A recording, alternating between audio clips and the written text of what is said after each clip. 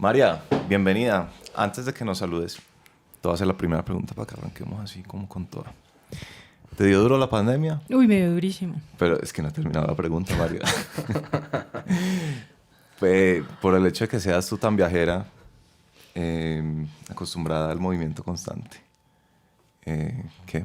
Cuéntanos cómo fue la experiencia. No, me dio muy duro porque además me dio COVID. Fui la paciente 741 en este país con Dios, COVID. lo trajiste. Eso lo Más puedes o menos, contar. o sea, yo llegué y a los 2 días cerraron en el aeropuerto.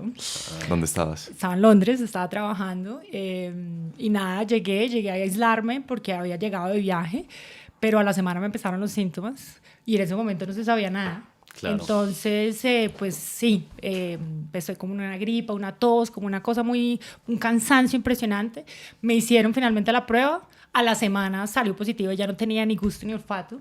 Pero lo peor de eso, pues yo vivo sola, pero lo peor de eso es que me duró 2 meses el COVID. No puede Entonces ser. duré 2 meses completamente Como en aislada. marzo a mayo más o A menos. finales de de mayo, 2020. sí, a finales de mayo, comienzos de junio. Y pues además, cuando mis vecinos se enteraron, me hicieron la vida imposible, porque en ese momento pues tenían miedo. O sea, básicamente yo vivía en un segundo piso y me decían que tenían miedo que el bebé del 6º piso se infectara. Sí. Por los tubos. Sí. Entonces, sí, esa parte me dio muy duro. Y además es una enfermedad medio desconocida, pero en ese Total. momento aún más. Total. ¿Quién temía por tu vida? ¿Tú temías por tu vida o no? No, yo de hecho siempre estuve muy tranquila. Mis papás estaban muy preocupados por mí, porque como yo estaba sola, digamos, si me empezaba a ahogar, cualquier cosa, como eso empieza a cambiar de un momento a otro. Pero la verdad es que dentro de todo, pues la saqué bien. Digamos, tuve síntomas, pero no tuve nada, no tuve ninguna complicación. Ahora, el cansancio fue impresionante. Yo seguí dando clase a mis estudiantes de ese semestre, muy comprensivos conmigo. Seguí trabajando como si nada, pero era muy difícil, estaba muy cansada y pues estaba sola. Entonces pues yo tenía que limpiar, cocinar, en fin, todas estas cosas. Lo que sí pasó es que me hicieron 8 pruebas en ese momento, porque éramos semana tras semana viendo si salía negativa. Una de las pruebas, algo pasó, era esas pruebas que te meten como agua, solución salina, y como que la solución salina se fue para otro lado y me desmayé, me torcí en eso que uno se tuerce, terrible, y me entró un dolor de cabeza que yo casi me muero. Y yo aguanto dolor de cabeza y aguanto dolor de cabeza. A los 2 días le dije al médico, yo no resisto. Fueron los únicos 2 días donde no trabajé porque el dolor de cabeza no me dejaba. Pero eso fue a raíz de la prueba. Exacto, pero entonces el médico me dijo, no, tenemos que llevarla a la clínica y le tienen que hacer un TAC. Porque yo decía, pues es que mi cerebro es lo único que yo tengo en mi vida. O sea, si le llega a pasar algo a mi cabeza, digamos, es... Y TAC es la fotico del cerebro. Exacto, Jue exacto. madre. Pero el punto era que yo tenía COVID. Entonces, pues llegó la ambulancia, me sacaron así en esa nave, o sea, en esa cosa súper galáctica. Pues yo estaba perfecto, pues yo me sentía, yo podía caminar, o sea, a mí me llevaban no por COVID, pero yo tenía COVID. Y te estaban haciendo, es que No, en ese momento. la exageración en los no, métodos. Todo mi barrio, los vecinos, todo el mundo se enteró porque Transmitiendo en obviamente vivo. salieron, cuando se bajaron de la ambulancia, eran estas personas así. Entonces esa parte fue como súper escandalosa. Me hicieron al final el TAC y claro, probablemente algo pasó y el líquido se fue para otro lado y bueno, tenía una sinusitis severa y eso era lo que me estaba generando el dolor de cabeza. Madre. Entonces pues ahí ya me dieron antibiótico y todo el cuento. Esa fueron como esos días, esa fue como la peor semana de todas porque estaba... Y ahí todos mis vecinos se enteraron. Y ahí fue que me empezaron a hacer como la vida imposible. Pero lo demás, pues en general normal. El problema es que Pero te duró 2 meses... 2 meses en que te salían las pruebas positivas, pero no 2 meses de síntomas, ¿o sí? No, claro, 2 meses, 2 meses de síntomas. síntomas. De Sino cansancio. exacto, sobre todo cansancio. Sí. Sino que los síntomas, es una enfermedad muy rara. Los síntomas rarísimo. van y vienen. Entonces yo había días que me levantaba y decía, no, ya, me mejoré, estoy súper bien. Sí. Y a los 2 días otra vez estaba como... De caída. Y tuviste ese ese síntoma rarísimo, que era como que en Bogotá uno por la noche respiraba y le entraba aire helado hasta el cerebro. ¿O no te pasó no eso? sé, pues que yo vivía por allá en la montaña, entonces todo era helado igual, pero no. A mí me pasó eso, se me volvió como No. excesivamente sensible esta parte de acá que los médicos llaman no sé. Sí. Y sentía que me subía aire helado al cerebro. No, lo mío fueron síntomas como muy normales. Obviamente, pues la pérdida del olfato y el gusto, pues es una vaina rarísima. Un dolor muscular también mucho, como cuando uno hace mucho ejercicio, que siente que al final, al siguiente día los músculos, las piernas están, pero pues obviamente no estaba haciendo nada, pero era la inflamación de los músculos. Sí, eso. Ahora, pues las secuelas al final, o sea, un tema de concentración, yo me quedaba mirando la pantalla y leía un párrafo y lo tenía que leer 10 veces porque no lo agarraba. O sea, hay un tema, sí, hay un tema con ese tipo de síntomas que son como extraños, que uno no los asocia, digamos, con un virus como una gripa o alguna cosa de esas. Entonces, sí, ese pedazo fue muy difícil. Sí. Luego tuve un pequeño amorío. Okay. Entonces eso mejoró un poco la situación. Pero luego, bueno, ya después me Fue recuperé. pequeño, pues ya lo dijiste todo. Exacto, fue pequeño, fue pequeño. Entonces por ahí estuvo, digamos, tuve unos meses muy chéveres, pero ya luego otra vez volverse a adaptar y sí, obviamente en aquel momento, digamos, cuando nos encerraron, yo acababa de llegar de viaje, entonces yo dije, bueno, nos van a encerrar, yo no he disfrutado mi casa porque yo me la paso siempre viajando, es un buen momento para descansar, para aprovechar, como disfrutar la casa de uno. Sí. Pero pues cuando ya eran 8 meses, 9 meses, Sí, 10 sí, meses, sí, ya es como, claro. bueno. Ya vamos a superar el romanticismo de estar Exacto, todos encerrados. Exacto. Y al final, claro, y al final muy duro porque yo viajo bastante. Yo literalmente, más o menos antes de pandemia, pues no sé, 2 fines de semana del mes estaba fuera. Entonces es todo el tiempo constantemente, en la época de vacaciones, tanto en el verano como en diciembre, también siempre salía. Entonces sí, ya ahorita como pues volví a viajar hace poco y es como que desacostumbrada tan tenaz, digamos, Sí. yo era como una cosa como que yo tengo ya claro cómo funcionan los pasaportes, migración, tal, las maletas, o sea, como que ya lo tengo súper claro y fue como De ceros. se me está olvidando cómo funciona esto, como todo este tipo de cosas, Sí. pero bueno. Oye, antes de que nos cuentes más de viajes, volvamos a ese tema tuyo de que tenías un poco de miedo de perder tu cerebro, ¿no? Ay, sí.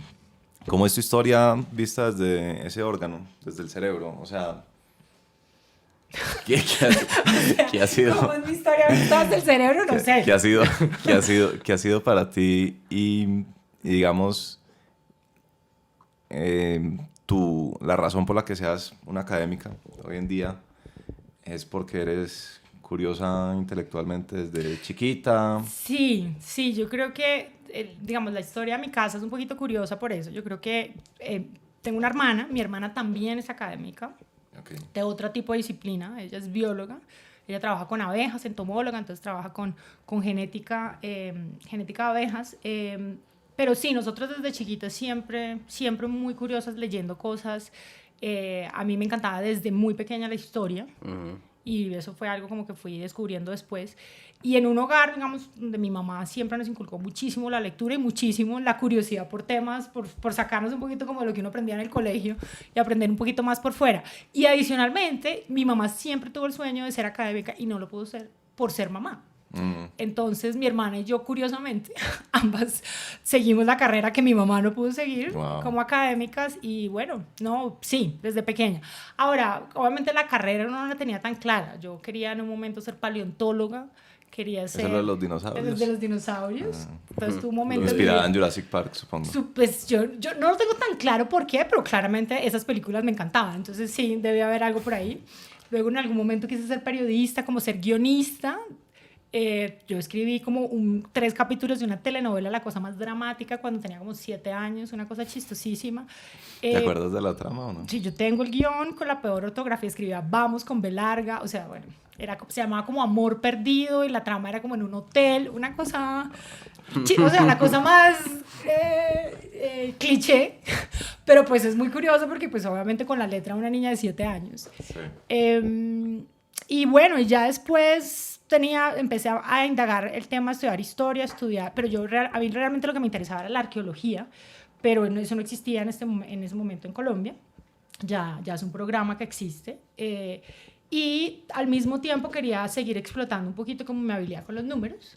Entonces tenía profesores, mi profesor de física siempre me decía que iba a estudiar física, entonces al final encontré una carrera que es la economía, que combina muy bien ambas cosas. Es unas ciencias sociales donde además incluyo esta parte de historia que me encanta, una parte de sociología, digamos, partes como comportamentales, de interacciones, eso que me encanta, con la parte cuantitativa que siento que es, sí, digamos que siento que la exploté al máximo.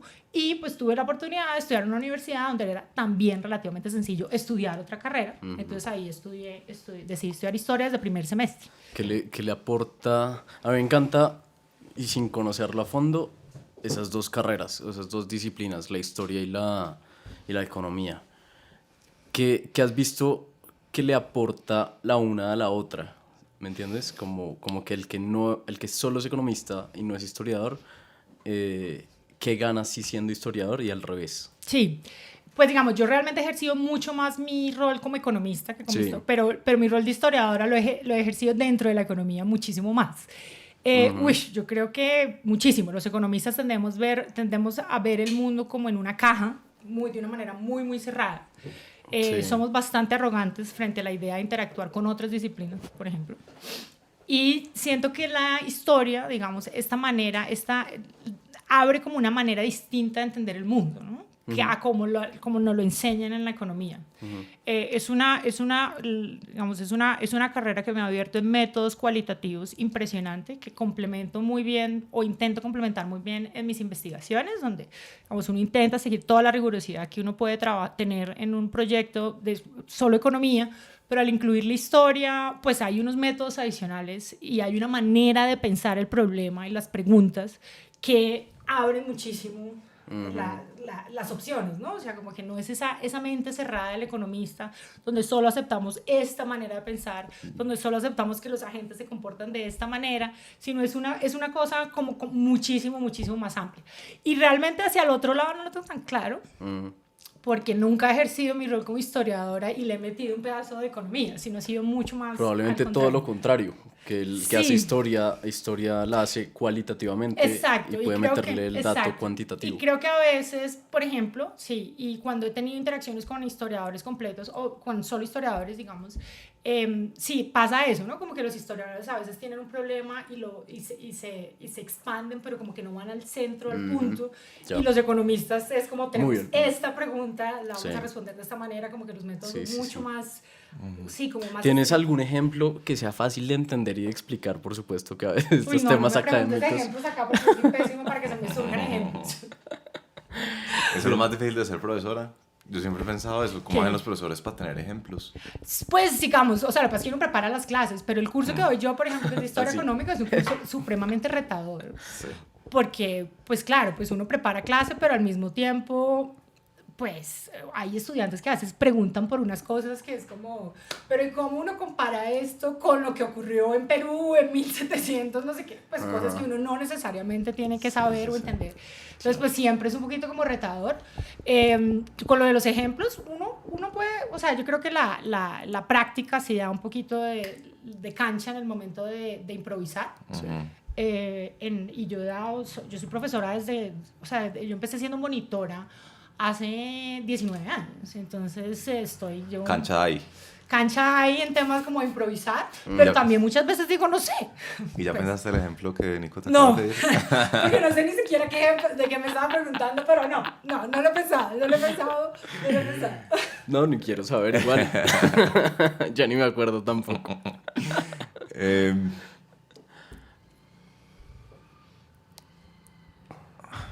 Hay algo que nos ha pasado mucho, María, en este espacio, y es que hemos, por alguna razón, tenido muchos episodios con críticas hacia la academia. Y digamos que son varias críticas, pero aquí pues podríamos ir de a poquitos. Hay en todo caso una idea entre nosotros, los ciudadanos de a pie, de que la academia está algo desconectada de la sociedad y que es algo antipática esa desconexión, casi como una especie de superioridad intelectual en la que aquellos que no hablamos tan estructuradamente por alguna razón no tenemos o no importa entablar conversaciones con uno desde la academia porque eso pareciera que están muy cerradas. Para ti, digamos, ¿cuál es como la explicación de eso, en caso que consideres que es algo acertada esa crítica? Y si se trata de un tema de que simplemente estamos confundidos los ciudadanos de a pie creyendo que la academia debería estar mirándonos hacia nosotros, mientras que en realidad el propósito de la academia es, como dicen por ahí, como ampliar un poco como la gran pelota del conocimiento. Sí, expandir la frontera del conocimiento. Es que la pelota. Bueno, la frontera Gracias por salvarme ahí. No, yo sí creo que es muy válida, muy válida la crítica, la he vivido, sí, la he vivido de primera mano. Y yo creo que es un tema también de formación, sobre todo o sea, los académicos han pasado en su gran mayoría y cada vez más por un proceso de doctorado, ¿no? Y el doctorado lo forma uno de un tema de exigencia y de rigurosidad en métodos que muchas veces impide, por ejemplo, en el manejo del lenguaje, sencillamente traducirlo a términos coloquiales, Sí. ¿no? Entonces hay un tema que, o sea, la formación del doctorado a uno le cambia la manera como uno piensa, Sí. y como uno hace, como uno investigación y como uno interactúa con el resto, ¿no? Con las demás. ¿Cuál es ese valor de la rigurosidad? Pues que uno realmente puede hablar con certeza, puede hablar con un poco más de certezas. Ya. Por ejemplo, en el caso de las preguntas económicas, a nosotros nos interesa mucho hablar de causalidad. Por ejemplo. Entonces nosotros siempre decimos correlación no es causalidad. Entonces, Sí. entre más riguroso sea el método, pues uno puede más aproximarse a que una cosa realmente causa la otra. Sí. Que eso obviamente tiene implicaciones de políticas inmenso. Pero ¿qué ocurre? Pues uno en el doctorado, a uno lo forman con un tema de, bueno, o sea, el objetivo del académico es publicar en revistas top. Sí. Y para eso uno tiene que tener una parte teórica y una parte, digamos, de métodos empíricos muy fuertes, que muchas veces son imposibles de traducir al ciudadano a pie, Ya. de interactuar. O sea, ese tipo de investigaciones es muy complicado interactuarlas o traducirlas o pasarlas en un lenguaje que sea más fácil para entender de una persona que no esté en este contexto. Entonces eso muchas veces hace que nosotros simplemente solo hablemos entre nosotros. En mi caso, digamos, yo hago mucha investigación empírica, entonces es más fácil, pero por ejemplo los que son teóricos, Sí. es gente que interactúa, solo 10 personas interactúan Sí. entre ellos. ¿sí? Sí. O sea, ellos hablan en unos términos imposibles, no solamente entre nosotros, entre académicos, sino entre economistas académicos. Entre ellos, o sea, muchas bueno. veces nosotros y yo lo veo a veces, cuando uno se sienta con historiadores, con politólogos, con sociólogos, es difícil, o sea, es un reto poder entendernos. Porque yo me siento con mis amigos antropólogos y ellos empiezan a hablar y es como, también utilizan como un lenguaje y unas cosas que es una parte como conceptual que es como, no tengo ni idea de qué me están hablando. Y claramente se deben sentir igual cuando yo empiezo a hablar de el método econométrico de tal, y que le vamos a meter este control y este efecto, en fin, todo ese tipo de cosas. Entonces yo creo que eso es válido, es muy cierto, pero eso viene un poco de la formación del académico en el doctorado, donde a nosotros nos inculcan que para ser un excelente académico vamos a estar medidos un poco en nuestras publicaciones. Y para publicar, nosotros necesitamos esta rigurosidad, Sí. tanto teórica como empírica, muy fuerte. Entonces, pues por eso ahora, con respecto a lo que estamos haciendo ahorita, en mi caso particular, en la comunidad en la que yo estoy, que es en la Facultad de Economía de la Universidad de los Andes, yo sí creo que cuando yo fui estudiante, como es ahora que soy profesora, sí se da un cambio bien importante. O sea, ya hay una conciencia, por lo menos de algunos de mis colegas que están saliendo y que interactúan mucho más, digamos, con estudiantes, con el sector público, hay una conciencia de esta necesidad de empezar a dialogar, de esta necesidad de salir de estos términos tan sofisticados Sí. y empezar a hablar, es poder explicar la reforma tributaria sin necesidad de ir a la teoría de cómo funciona, no sé, los tipos de impuestos o cosas así, para poner un ejemplo. Entonces, yo sí creo que hay una conciencia y se está empezando a ver un cambio, pero eso es un tema que tenemos que balancear, porque al mismo tiempo a nosotros nos siguen midiendo por publicaciones. A la facultad, nosotros somos una facultad que, digamos, compite con facultades, con universidades en la región, entonces pues nos siguen midiendo esa misma vara. ¿Y los miden por cantidad de publicaciones? No, es calidad. No, ¿Sí? no es cantidad. ¿No es cantidad? No. Ok. No, a nosotros nos miden, hay un ranking de journals, de revistas. No, a nosotros, o sea, claramente es muy distinto publicar en una revista que esté no sé, en la clasificación 80 que en una que esté en la clasificación 4, que es básicamente casi imposible Sí. de publicar. No, es muy distinto. No es cantidad, es calidad. Ok. ¿Por qué es la ruta para expandir la frontera del conocimiento publicar en revistas? Pues porque ahí es donde están las discusiones. Ahí es donde están, o sea, realmente el punto es que quienes van a publicar en estas revistas han pasado por un proceso de referir. O sea, de los que han revisado esto son personas expertas en estos temas. Y pues digamos, creo que todos, yo he sido referí de journals y obviamente han sido, o sea, les he mandado artículos y uno sabe que parte esencial de o sea, algo que determina la probabilidad de poder publicar en estas revistas es que sea la contribución muy clara. O sea, que realmente uno esté diciendo algo nuevo. Que uno no esté sencillamente replicando algo que ya se hizo para otro país en Colombia. Y eso es durísimo. Es duro, claramente, y cada vez es más difícil. Claro. Pero entonces uno puede contribuir a través de teoría, uno puede contribuir a través de métodos, uno puede contribuir a través de una hipótesis distinta. Hay diferentes maneras de contribuir, pero la contribución es clave. Y luego, después de la contribución, es que es tan robusta tu contribución, o sea, qué tan creíble es con lo que tú muestras, con el modelo, con los datos, con lo que sea, que esto que estás diciendo que es tu contribución, si realmente es válido o no. Entonces, pues claro, eso es parte de la... Nosotros, curiosamente, en Atemporal hemos tenido algunos entrevistados, tengo en mente 2, o que se han salido de la academia para ser divulgadores, o que se han salido de la academia porque encuentran más valor en la práctica, sí, como esas hay mucha dos gente vías. así, sí. ¿Tú qué te hace a ti como persistir en la academia? Así como que esa gente que le sigue viendo valor en la academia me parece fascinante. Es una curiosidad impresionante todos los días, o sea, es un tema de reto mental constantemente. Ahora, te digo que salirse de la academia es fácil, pero volver a entrar es muy difícil. Okay. O sea, aquellos que se salen, a menos de que ya sean unas personas sí. hiper mega prestigiosas, digamos, con un nombre que sobresale por encima de cualquier cosa, volver a la academia es casi imposible. ¿Sí? ¿Por qué? Pues porque tú ya pierdes el ritmo de investigación. O sea, sí. Salirse implica que ya no vas a publicar. Ajá. Y entre más años pasen, en donde tú mandas señales de que no estás publicando, que no estás presentando en seminarios, es como te estás separando de dónde está la frontera del conocimiento. Ya. Entonces es muy, muy difícil. Sí. Ahora, la curiosidad, pues yo lo repito y lo digo siempre, yo creo que soy como la mejor vendedora de la academia, o sea, yo siento que yo sí tengo el mejor trabajo del universo.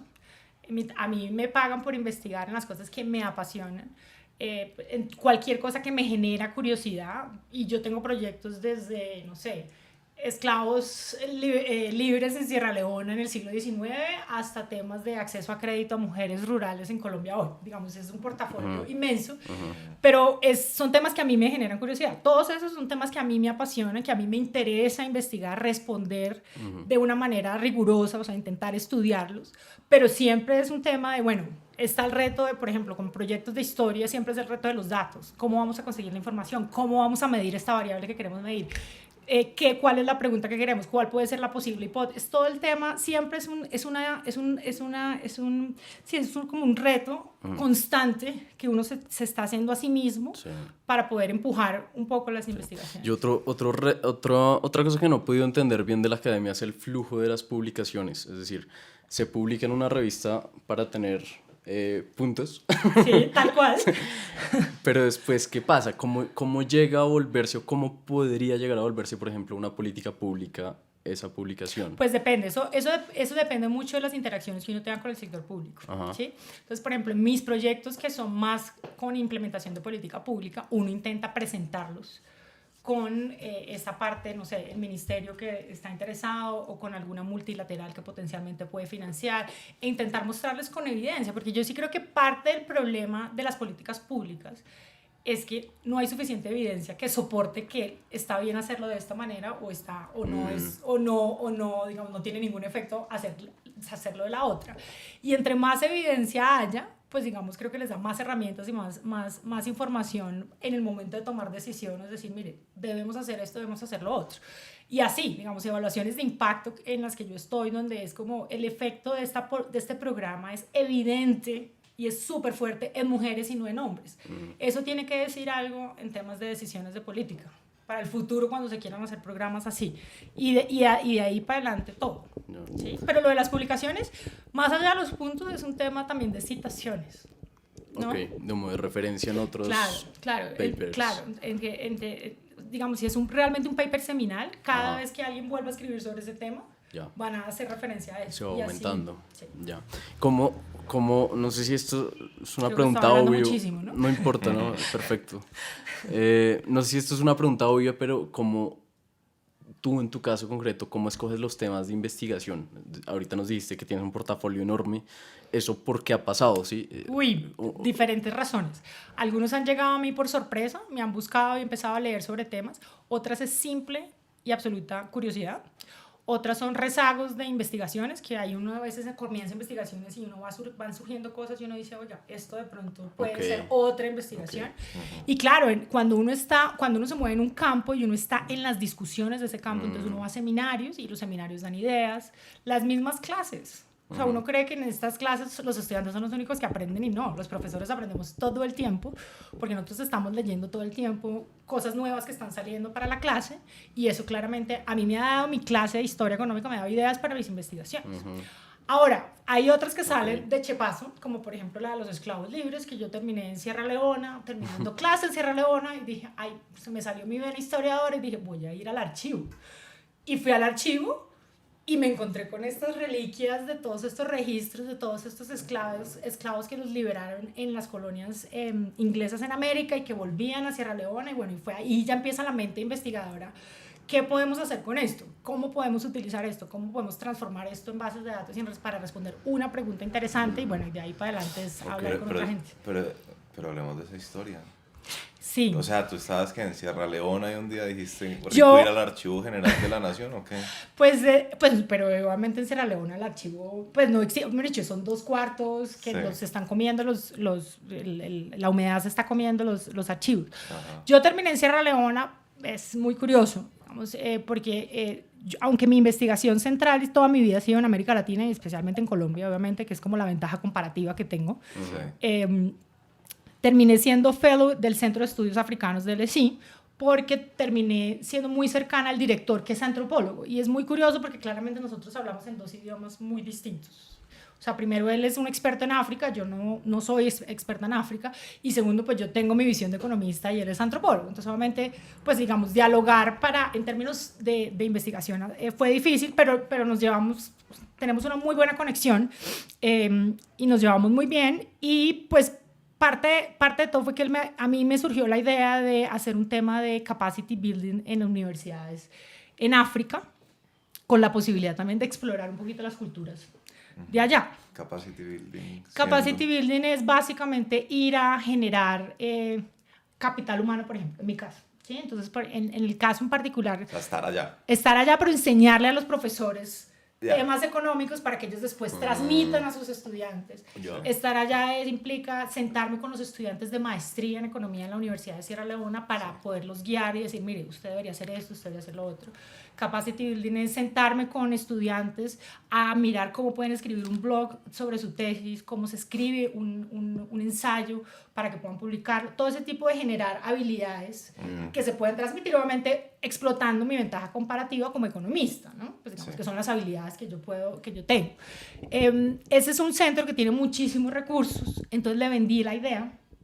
Pero esta eres tú en Londres. Esa soy yo en Londres, ya recién graduadita, yo me quedé trabajando haciendo un postdoc 1 año y pues le vendí la idea. Y nunca pues, había sido a África. No, África sí, pero no a Sierra Leona. Okay. Y él tenía un proyecto en Sierra Leona y tenía ya los contactos en Sierra Leona. Sí. Entonces me dijo, hagámoslo. Entonces nos levantamos un poquito de plata y nos preparamos, nos fuimos cuatro personas, 4 mujeres, yo la única latina, las demás todas británicas, y pues yo la única economista también. Y bueno, estuvimos en la Universidad de Sierra Leona y en la Universidad de Nanjala, que es un sitio que queda como a 5 o 6 horas de Freetown, de la capital, muy golpeado por la epidemia de ébola en su momento. Y nos fuimos a trabajar allá con estudiantes y con profesores, a oírles sus historias, a interactuar. Digamos, yo también les di una lecture del conflicto en Colombia, porque obviamente ellos no tienen ni idea qué es lo que está pasando acá. Ni tienen por qué tener ni idea, porque pues, no es suficiente cosa. Claro, ¿no? pero fue muy interesante la interacción, porque fue una experiencia absolutamente maravillosa, porque claro, ellos sufrieron una guerra civil supremamente fuerte, sangrienta, o sea, la cosa más cruel recientemente. Pero pues la interacción generalmente con ellos había sido de estos profesores británicos, como muy en ese estilo, como de unas relaciones de poder distintas, ¿no? Está como el británico por encima digamos, Sí. de estos estudiantes locales o estos profesores locales de Sierra Leona.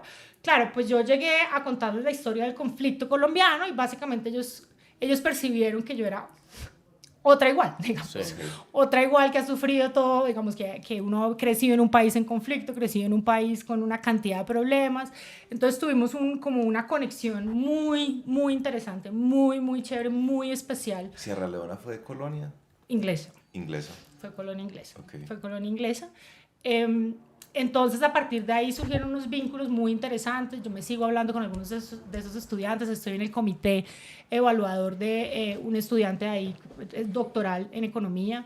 Me invitó el Ministerio de Finanzas de Sierra Leona para ser evaluadora del journal que están organizando del ministerio.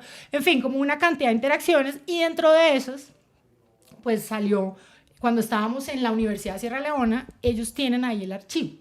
Ah, ok. En la universidad tienen el archivo. Entonces, en los espacios de las lectures, o sea, de las clases que estaba dando, pues me fui así como un ratoncito de biblioteca a mirar qué había, chismosear. a chismosear, literal, a Ok. chismosear. Y pues ahí encontré todas estas reliquias absolutamente maravillosas y de ahí surgió como ¿Y qué una eran? idea. ¿Como testimonios? No, eran registros de todos los barcos que volvían de América Mm, y tenían registros de todo, o sea, todos estos esclavos tenían nombres, características, dónde se quedaban, digamos, había información de niños, por ejemplo. Como así que volvían. Es que eso es una historia bien chévere. Pues yo hubiera pensado que salían, ¿no? Claro, pero resulta que en algún momento, digamos, los británicos, pues obviamente abolieron el tema de la esclavitud. Sí. Y entonces ellos lo que hicieron fue embarcar una cantidad de esclavos que estaban en América para devolverlos a África, Ya. pero ya como esclavos libres, ¿sí? Como, pues se llaman esclavos libres, pero en principio eran como personas libres que habían sido esclavas, ¿sí? Entonces como que su formación en aquel momento, o sea, los textos hablan de ellos como esclavos libres, pero pues cuando hablas como de oficios eran esclavos, ¿sí? Como se entendía en ese momento. Entonces toda esta gente estaba retornando a África después de haber vivido como esclavos en América. ¿Cuánto? ¿Generaciones o una? No, eso pueden ser generaciones, o sea, nosotros tenemos información, esto va más o menos de 1830, 20 y pico, hasta 1870, sí, o sea, es algo. ¿Y estaban donde? ¿En Estados Unidos? Andes, ¿no? Habían en Jamaica, habían en Trinidad y Tobago, habían en todos lados, en muchas islas del Caribe también, En y en los no Estados Unidos, latinos. en Canadá, sí, un Wow. poquitico. En Canadá, pues arribita estaba, sí, arriba, en el borde con Canadá. Y entonces déjanos entrar a tu mente un segundo. Entonces tú ves este papel, que es un registro y Los dice... registros. Y hay nombres y yo no sé qué, y tú dices, qué fascinante. ¿Cuál es el lente bajo el cual tú empiezas a expandir tu curiosidad más allá de haber encontrado la reliquia histórica? Claro, pero entonces ahí empieza lo siguiente, es como, bueno, yo no conozco mucho la historia de Sierra Leona. Ah, ¿no? ok. Entonces yo lo que hice fue como que empecé a tomarle fotos y empecé a hablar con gente de Sierra Leona mientras estaba ahí para que me explicaran un poquitico todo lo que les estoy contando, porque yo también era como, bueno, yo no tampoco tenía muy claro por qué estas, digamos, personas que habían salido de África o que ya eran una generación, digamos, de esclavos en América, por qué estaban retornando a África. Y, por ejemplo, la historia, la capital de Sierra Leona se llama Freetown. Wow. Es vecina, por ejemplo, de Liberia. Todo esto es con esta idea de todas estas personas que volvieron. Liberia. La gran atracción de Freetown es un árbol inmenso que se supone que cuando llegaron los primeros, estas personas que descendieron, que bajaban de estos barcos, fue como el árbol a donde llegaron, digamos, como Qué todas locura. estas historias alrededor de eso. Entonces, claro, ahí empieza la curiosidad y ahí empecé como a leer un poquitico más y a hablar con profesores que conocían un poco mejor esta historia. Ahí me topé con otro profesor, que es con el que estoy trabajando, que es de Benín, y ha trabajado temas de movilidad social. Entonces, él fue el que me dijo, yo había pensado como en otro tema, digamos, en una cosa, pues un poquitico más como en temas de desarrollo, impacto, digamos, de largo plazo, pero él me dijo, podemos intentar, porque él tiene los recursos, mirar qué es lo que estamos haciendo, digitalizar todos estos registros, pero como nosotros tenemos nombres y tenemos, digamos, sí, como la tribu, es que no tengo muy claro cómo sería la expresión exacta, de dónde vienen, Sí. por el nombre y el apellido, y ellos a dónde llegaron, o sea, sabemos exactamente a dónde llegaron, podemos intentar seguir a sus descendientes, para mirar estos descendientes de esclavos libres qué están haciendo ahorita, si hay un tema de movilidad social o no hay un tema de movilidad social. Esa era la investigación. Eso es en lo que estamos. Esa es. Pero seguimos hasta ahora en proceso Ok. de digitalización. Esto- Es inmenso. ¿Sabes si solo pasó en Sierra Leona? En Esa- toda esta parte de la costa. Ajá. O sea, en ok. Benín también pasó, en Liberia también Y solo pasó. lo hicieron los ingleses. Pues que yo sepa, sí, pero no estoy no tengo Qué locura. certeza. El No tengo nombre, el certeza. nombre de la capital está muy... Sí, pero uno como que uno se aprende, o sea, es como Freetown, Y como que Liberia. nunca lo había... Y Liberia, yo no había Liberia. pensado Liberia. Sí. Wow. Claro. Pero ni una cosa bien ignorante. Liberia es un país, ¿o no? Sí. Aquí entre nosotros, pues. Nadie vaya a escuchar esto. Pero esto no lo van a editar, o sea, eso No, No, eso va a salir. Eso va a salir, pero la gente no se va a acordar de eso. La Liberia es un país. Tiene ese gran atractivo el trabajo de investigación, que es lo que te quieras inventar, siempre y cuando puedas justificarlo y encontrar recursos para ellos, pero digamos que no estás tan limitada como para simplemente es como, ay, si yo soy académica y ya sé que me va a tocar hacer una vez me gradúe, como sé más o menos que sí, me va a tocar entonces temas de No, temas es desarrollo un- en Colombia, en No, Puerto Bahía, no, con los no sé pero qué. cero. O sea, súper creativa en ese Es sentido tu súper profesión. creativo, súper qué creativo locura. y es lo que tú quieras. Digamos, yo no soy experta en temas de educación, yo no soy Sí. experta en temas de organización, o sea, y por ejemplo, la organización industrial es un tema que me apasiona. Sí. No, pero los temas de conflicto, los temas de desarrollo rural, los temas de género son temas que me encantan. Con una visión de largo plazo, digamos, una perspectiva histórica, me encanta. Sí. Pero igual es amplio, como que Súper amplio. algo que hubiera pensado tal vez de un académico con doctorado y tantos ¿Ves? estudios es Cero. que es como lo más específico, lo más especialista dentro del A especialista. ver, las investigaciones responden a una pregunta. La investigación, Sí. pero no como el No, conjunto portafolio. Cero. Ya. ¿Ves? Mira, acá estamos aprendiendo cosas. Claro, Cero. es que para eso te Cero. trajimos, para Cero, desmitificar. cero. La desmitificar investigación la es academia. absolutamente increíble, pero uno tiene que estar, uno tiene que ser muy fuerte a saber que, pues digamos, muchas de esas investigaciones no terminan bien, o sea, al final uno no encuentra O sea, nada. hay que tener tolerancia a la frustración. A la frustración. Mucho. Pues que uno la agarra un poco en el doctorado, ¿no? Pero Sí. pero sí, toca seguir teniendo tolerancia a la frustración. Cuando uno se da cuenta que no encuentra nada, yo te tengo que advertir, María, que yo a veces hago algunas preguntas muy bobas.